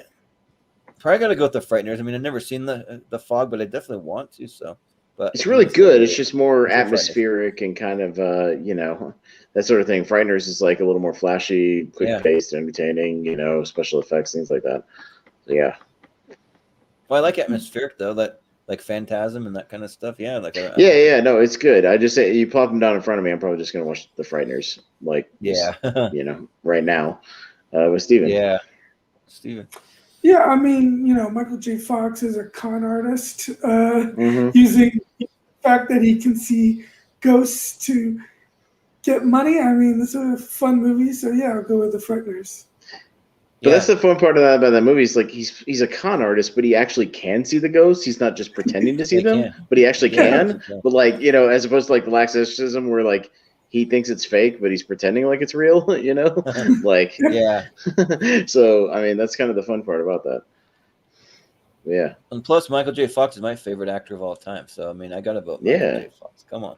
Mhm. Yeah, but up next we have the taking of Deborah Logan hanging in there, going up against what's the refresh there? Evil Dead 2. Okay, Jordan. Well, I mean, despite like my kind of lukewarm reception to Evil Dead 2, I'm gonna vote for it just because like I can't watch old people like for that long. Like eventually I get bored, so I'm gonna go with Evil Dead 2. So All right, Steven. yeah, Steven. Yeah, I'm not a fan of the Evil Dead franchise, so I'm gonna go with Deborah Logan. All right, well, Austin. Evil Dead 2. Easy. Yeah. Yep. Well, it's making the poll, so yep, Finally. that too we'll be there. But I'm surprised But that yeah, you guys don't have the first one here. yeah. We didn't want too I many thought about it, sequels. Like we got a Yeah. few here and there, but like we don't want like too many. Like we could fill up the whole thing with just like sequels, but Yeah. you know, like right. it'd be get okay. Well, essentially, Evil Dead 2 is basically a remake of the first one. Like the first one, really, Yeah. it's literally the same movie. Like they just had a bigger budget and just kind of remade the original one. It's like the Yep. exact same movie. Yeah. So yeah. But we have Poltergeist? Poltergeist going up against The Shining. Ooh, The Shining. Ooh, this is kind of tough. Yeah. Yeah. This one Toby is Hooper tough. and Stanley Kubrick. Steven. Yeah, actually, not really tough for me. Poltergeist. Okay. Yeah, all right. Fair enough. Awesome. It's tough for me. I like both these movies a lot. The Shining. I think I gotta go Kubrick on this one. Yeah. Shoot. Yeah. For me, I'm probably gotta go with the Poltergeist, just because sometimes, like from the outside looking in, like The Shining doesn't always seem like a supernatural movie per se. Oh, the place is haunted, right? Yeah, but it has Yeah, kind of like it's- some vibes of like a slasher movie. Like if you didn't know about the Not really. haunted He only stuff, kills one you just person. You just think that he's a slasher kind of, but it is totally supernatural. But I'm gonna go Poltergeist anyways. He only kills Scatman Crothers. It's the only person Yeah. he kills. I True, mean, true, but he's like trying. it's more of He's a. trying to kill It's more everyone, he just about. can't do it. But it's more about him like being trying to kill- possessed, like possessed by the He's trying to kill his hotel. whole family, like and he can't do it. yeah. Yeah. Mhm. Yeah, but that'll be the end of that All right. side. So this is the Elite Eight. All right, so Cool. write them down. For All the- right, we're almost the- there. Yeah, I got him. All right, cool. Mhm. Cool. All Zoom it out. right. We got So we got Oculus the going underrated up- fun oh, sorry. Oculus. That's all right. Going up against Hellraiser 2. Okay. Okay. I'm All up right. first. Yeah. By a very thin razor piece of paper margin, Hellraiser 2. Yeah. Well, for me, like, if you asked me which one that I would want to watch more, if you put them in front of me, like it would be Oculus. But I think for like for a supernatural type of a movie, I feel like Evil Dead 2. I mean, Evil Dead. Sorry, Hellraiser 2. Hellraiser. We'll get to Kind that of one in a fits the minute. bill. So yeah. I'm gonna go with Hellraiser 2. So, yeah. Okay. Because the title isn't on there, so I don't have anything to read it. But Steven? I would have gone with Oculus. I like All Oculus. right, fair enough. No, I mean, Yeah. I like Oculus a lot too. I'm glad it made it to the poll. I mean, at least it Yeah. made it to the poll. Still vote for it. But yeah, Hellraiser 2. Sweet. But Hellraiser 2, Hellbound. I think more people should see it. It's really underrated. Yeah, for sure. We have the Blair Blair Witch Project going up against Ghostbusters. Oh, okay. Ooh. Yeah. All right. All right. Jordan. Well, this one's pretty easy. I had to go Ghostbusters. That's from me. So, Steven? This one is tough, but since this is supernatural, I will go with Ghostbusters. Yeah. Austin? Yeah, same here. Ghostbusters is a little more supernatural than Blair Witch is because they don't really turn up the supernatural stuff in Blair Witch until kind of the end. So yeah. Yeah. Mhm. Yeah, like it's almost like I don't know if you consider witches part of supernatural, but I guess so because it's magic, but Kind of. Well, they're kind of messing with their sense of reality and perception in that movie and time, and like they're kind of walking Yeah. in circles, and like they kind of trap them in sort of a that's true. supernatural situation. Yeah, Like where you can't get out. For a lot of the Yeah. movie, it's really just them being lost. Yeah, Yeah. right. Yeah. And But that's and one I of the think- scarier things is like if you were to walk in You one haven't seen direction Witches for like the whole day for like 8 hours and you end up at the same place you started with, that would freak me the fuck out. Yeah, Like you end up in the yeah, same like tree and like river and stuff. You'd be like, what the hell's going on? That freaked me out. Yeah, Yeah. like, we're never gonna get out of here. Yeah. But Mhm. next we got 1408 1408. going up against the Frighteners. It's the Frighteners. Okay. All right. All right. Get it pretty far. Steven. Did the Frighteners ever made in one of these polls? So. I'll go with 1408. All right. Austin? These are about on par for me, like legit. Yeah, same. I'm kind of digging that the Frighteners has made it this far. I'll keep it going. Frighteners. Yeah. Well, for me, I just got to go with the one that just seems a slightly bit less cheesy, because I think the Frighteners gets a little cheesy sometimes. So I think I got to go with 1408. So 1408 it is in the final four. I feel like though, if we would have had other people on the panel, it might have gone a different way. Yeah, wouldn't have made it so far, because I know some people who really don't like that movie. So yeah. It got a lot of love on our tier ranker episode. Like, didn't it make the honorable mentions or came close? Like, it made it like the A tier or something. Like, it did pretty high. It made the honorable mentions, I think. Yeah. Mm-hmm. But Frighteners or 1408? 1408. Yeah, 1408. But we have Evil Dead 2. Evil Dead 2. Yeah, going up against Poltergeist, right? Poltergeist. Okay. Yeah. You're gonna like look really close and squint at it, but yeah. Yeah. Yeah. Damn. Yeah, I'm up first. This is another tough one. This is kind of tough, but I'm gonna go with Groovy Chainsaw. Evil Dead 2. Yeah. Steven? No, you're up. Oh yeah, sorry. Keep skipping myself. He keeps skipping himself. It's because I know what I'm like saying it. You know what you're gonna say, so it's like, head, yeah, I still gotta say loud it. And, like, Yeah. I just in my head, yeah. I'm gonna go with Poltergeist. Like, Poltergeist is one of my favorites, so yeah. Steven? Yep, Poltergeist for me too. Yeah. It's a movie my mom refuses to watch again because it scared the hell out of her. Yeah. Poltergeist. Because when I worked in a movie theater, we had this guy who he was black, my friend Reggie, but like he was like really easily scared. So they had a remake of Poltergeist playing, but the remake's really cheesy. So we were trying to get him to go in and like watch some of it while we're working. He would be like, we could be like, hell no, I ain't going in to watch no Poltergeist. I ain't watching Poltergeist. Forget it. So like he always called it that for some reason. So for a lot of the movies on this list, I've seen the remake, but not the original. With Poltergeist, it's the opposite. I've seen the original, but I haven't seen the remake. The remake's bad. Like literally they're using like plastic toy skeletons that don't even look real at all. It did. Like coming out of the ground, like it looked bad effect. It did. Yeah, it didn't look good, but I loved the two main actors. I mean, I don't remember who was the male lead, but the female lead was Sam Rockwell, yes, sir. And the female lead was Rosemary DeWitt, who I've always loved her. Yeah, it's a good cast, but just poorly done. but yeah. So this will be the final four. So we have, and it's Hellraiser 2 versus Ghostbusters. Hellraiser 2 versus Ghostbusters. I got to zoom in out on one click. There you go. All right, Jordan. So who's up first? Me. Oh. Jordan. Yeah. I think this time I got to go with Ghostbusters because in all our other polls we always considered it not so much of a horror movie. Like even though like it definitely has horror elements, but it's like less of a horror movie compared to others. I'm gonna go with Ghostbusters. The Zoom type. Steven? Well, I've always considered it a horror comedy, just like Evil Dead's considered a horror comedy. So I'm going to go with Ghostbusters. Yeah. Austin?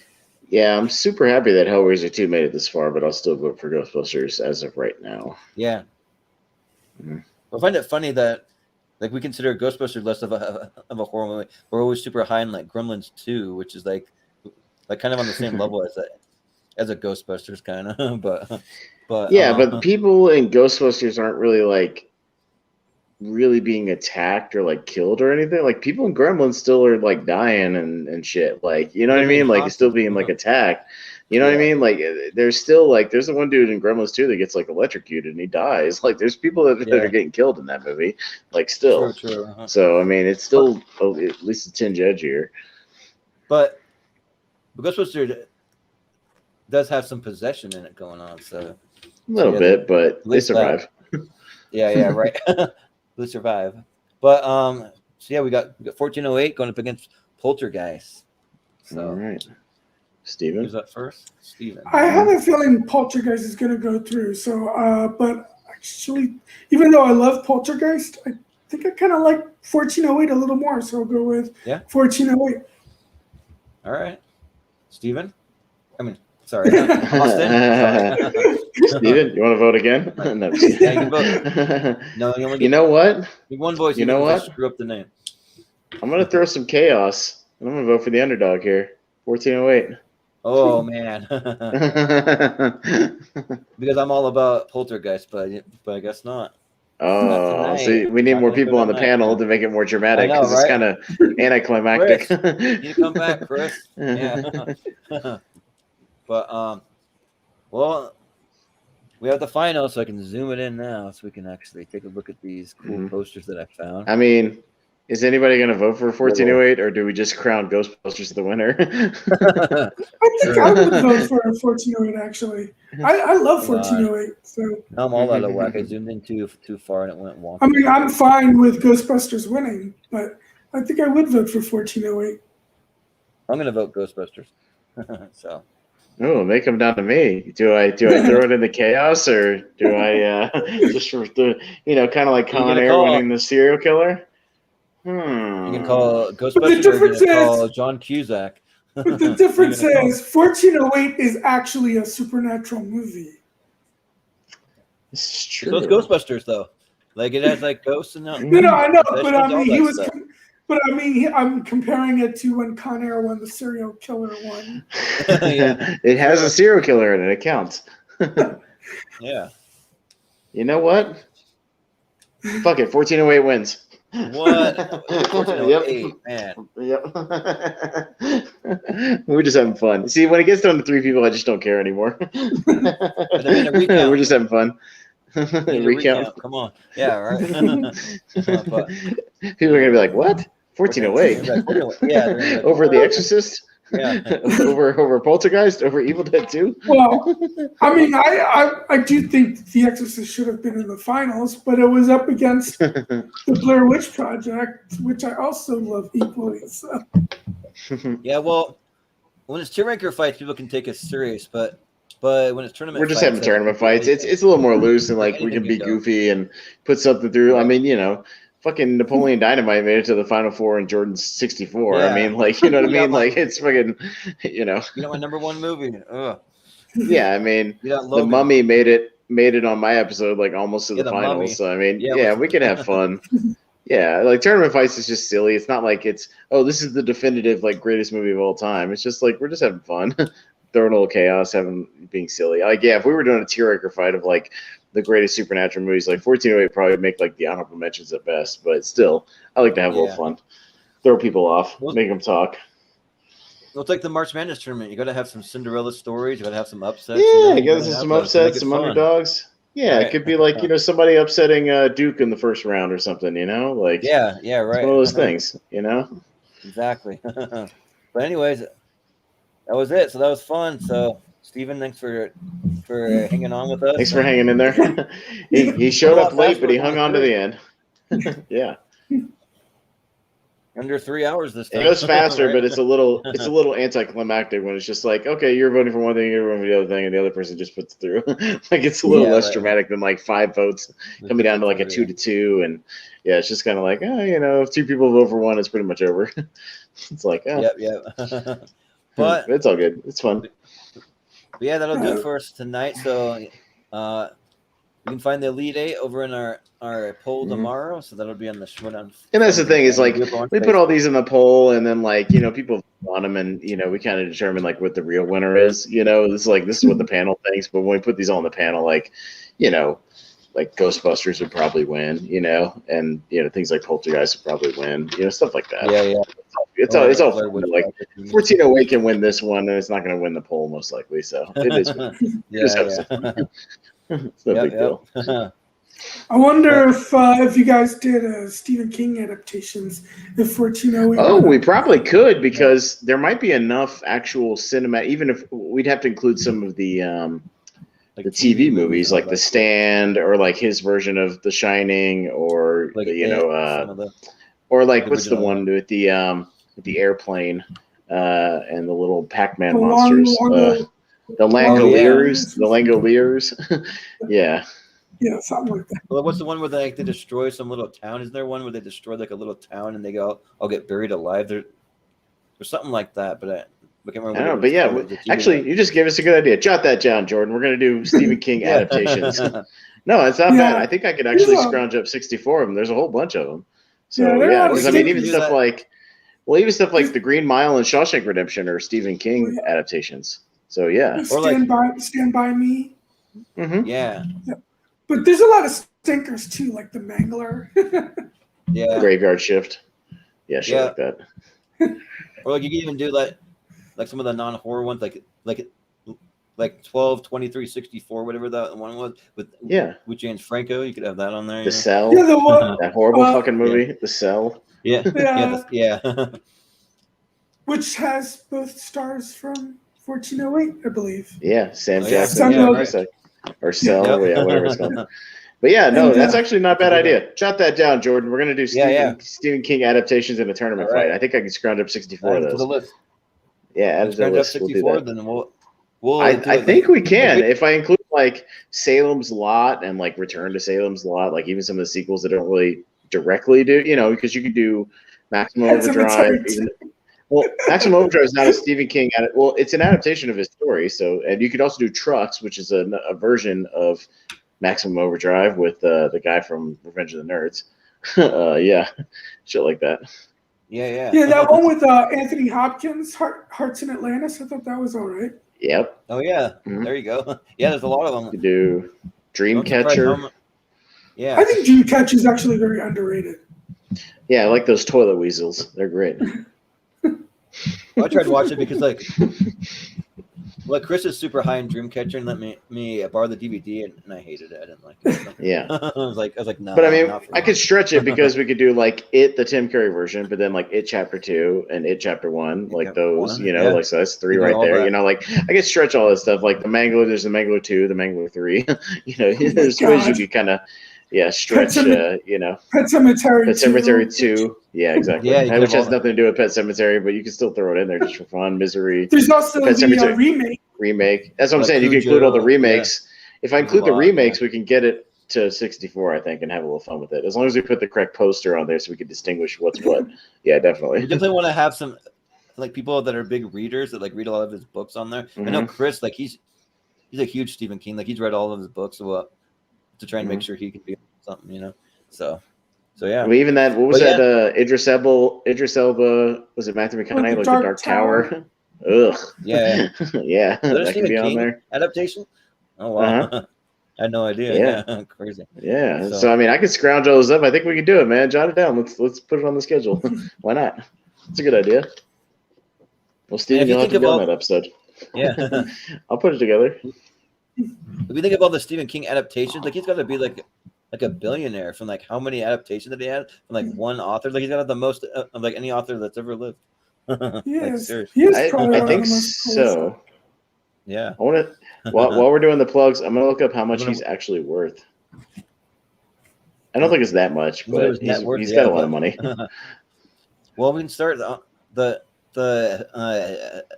plugs. Steven, do you have anything that you want to promote? Well, he's worth $400 million, so he's almost half a billionaire. Okay. So he's worth a lot of money.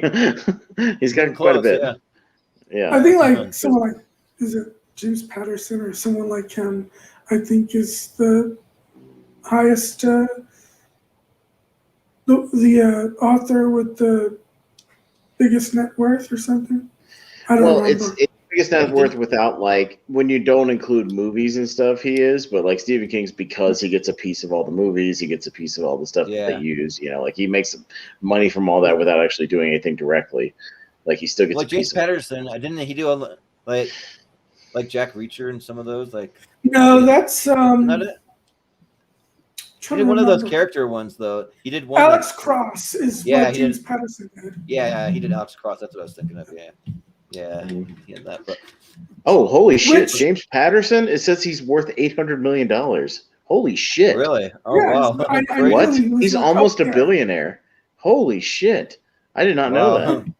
Whoa, dude, that guy's got some fucking money, man. He's rigging it in.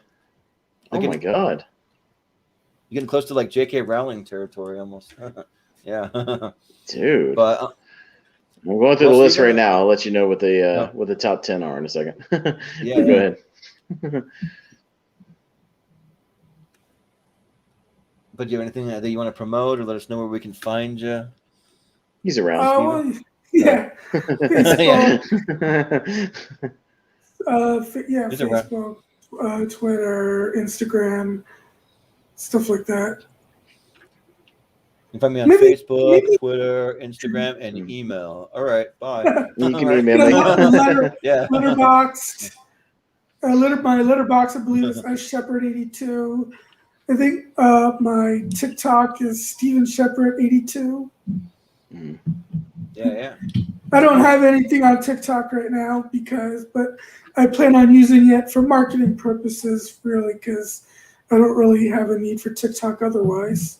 Steven will be dancing around on TikTok. You can find him doing little dumb dances and being silly. Yeah, I see a lot of lip syncing going on at TikTok. That's what it is.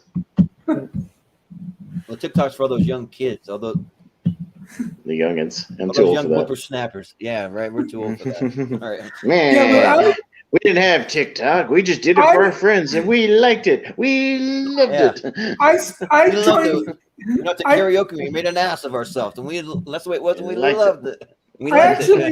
I joined TikTok because I heard a lot of self-published authors have actually done well for themselves by being on TikTok.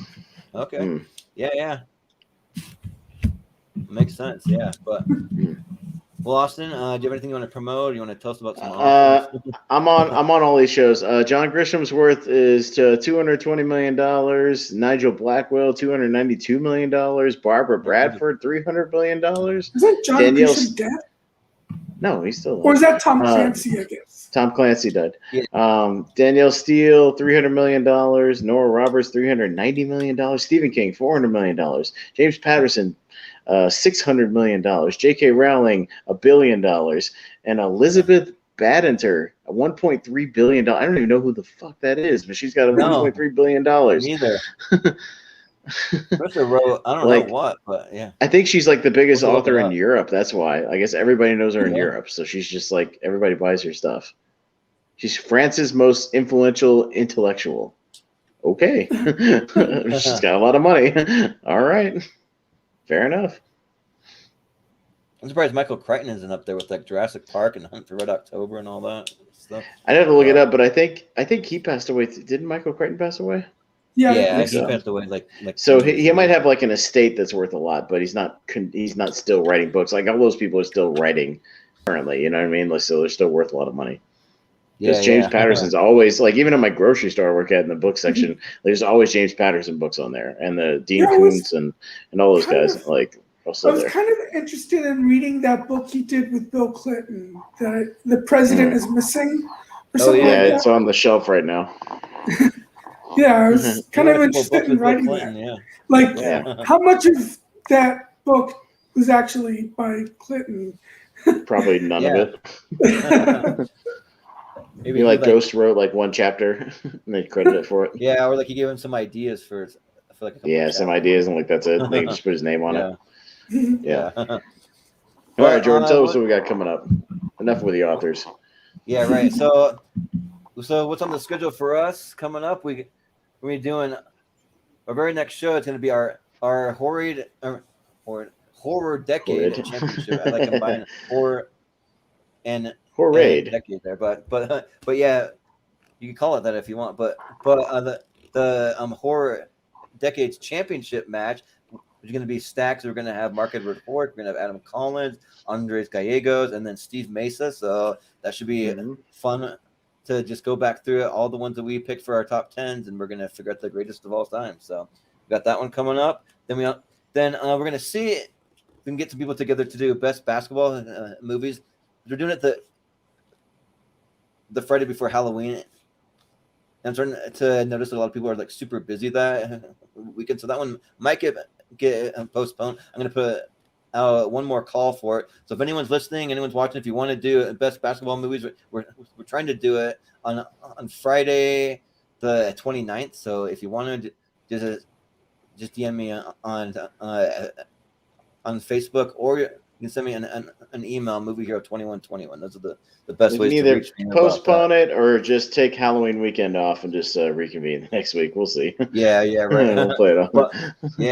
But and then we're gonna be doing the IMDb top 64 for tournament fights. We got that one coming up. We have best fictional restaurants coming up, and then we also have tournament fights battles with the video games.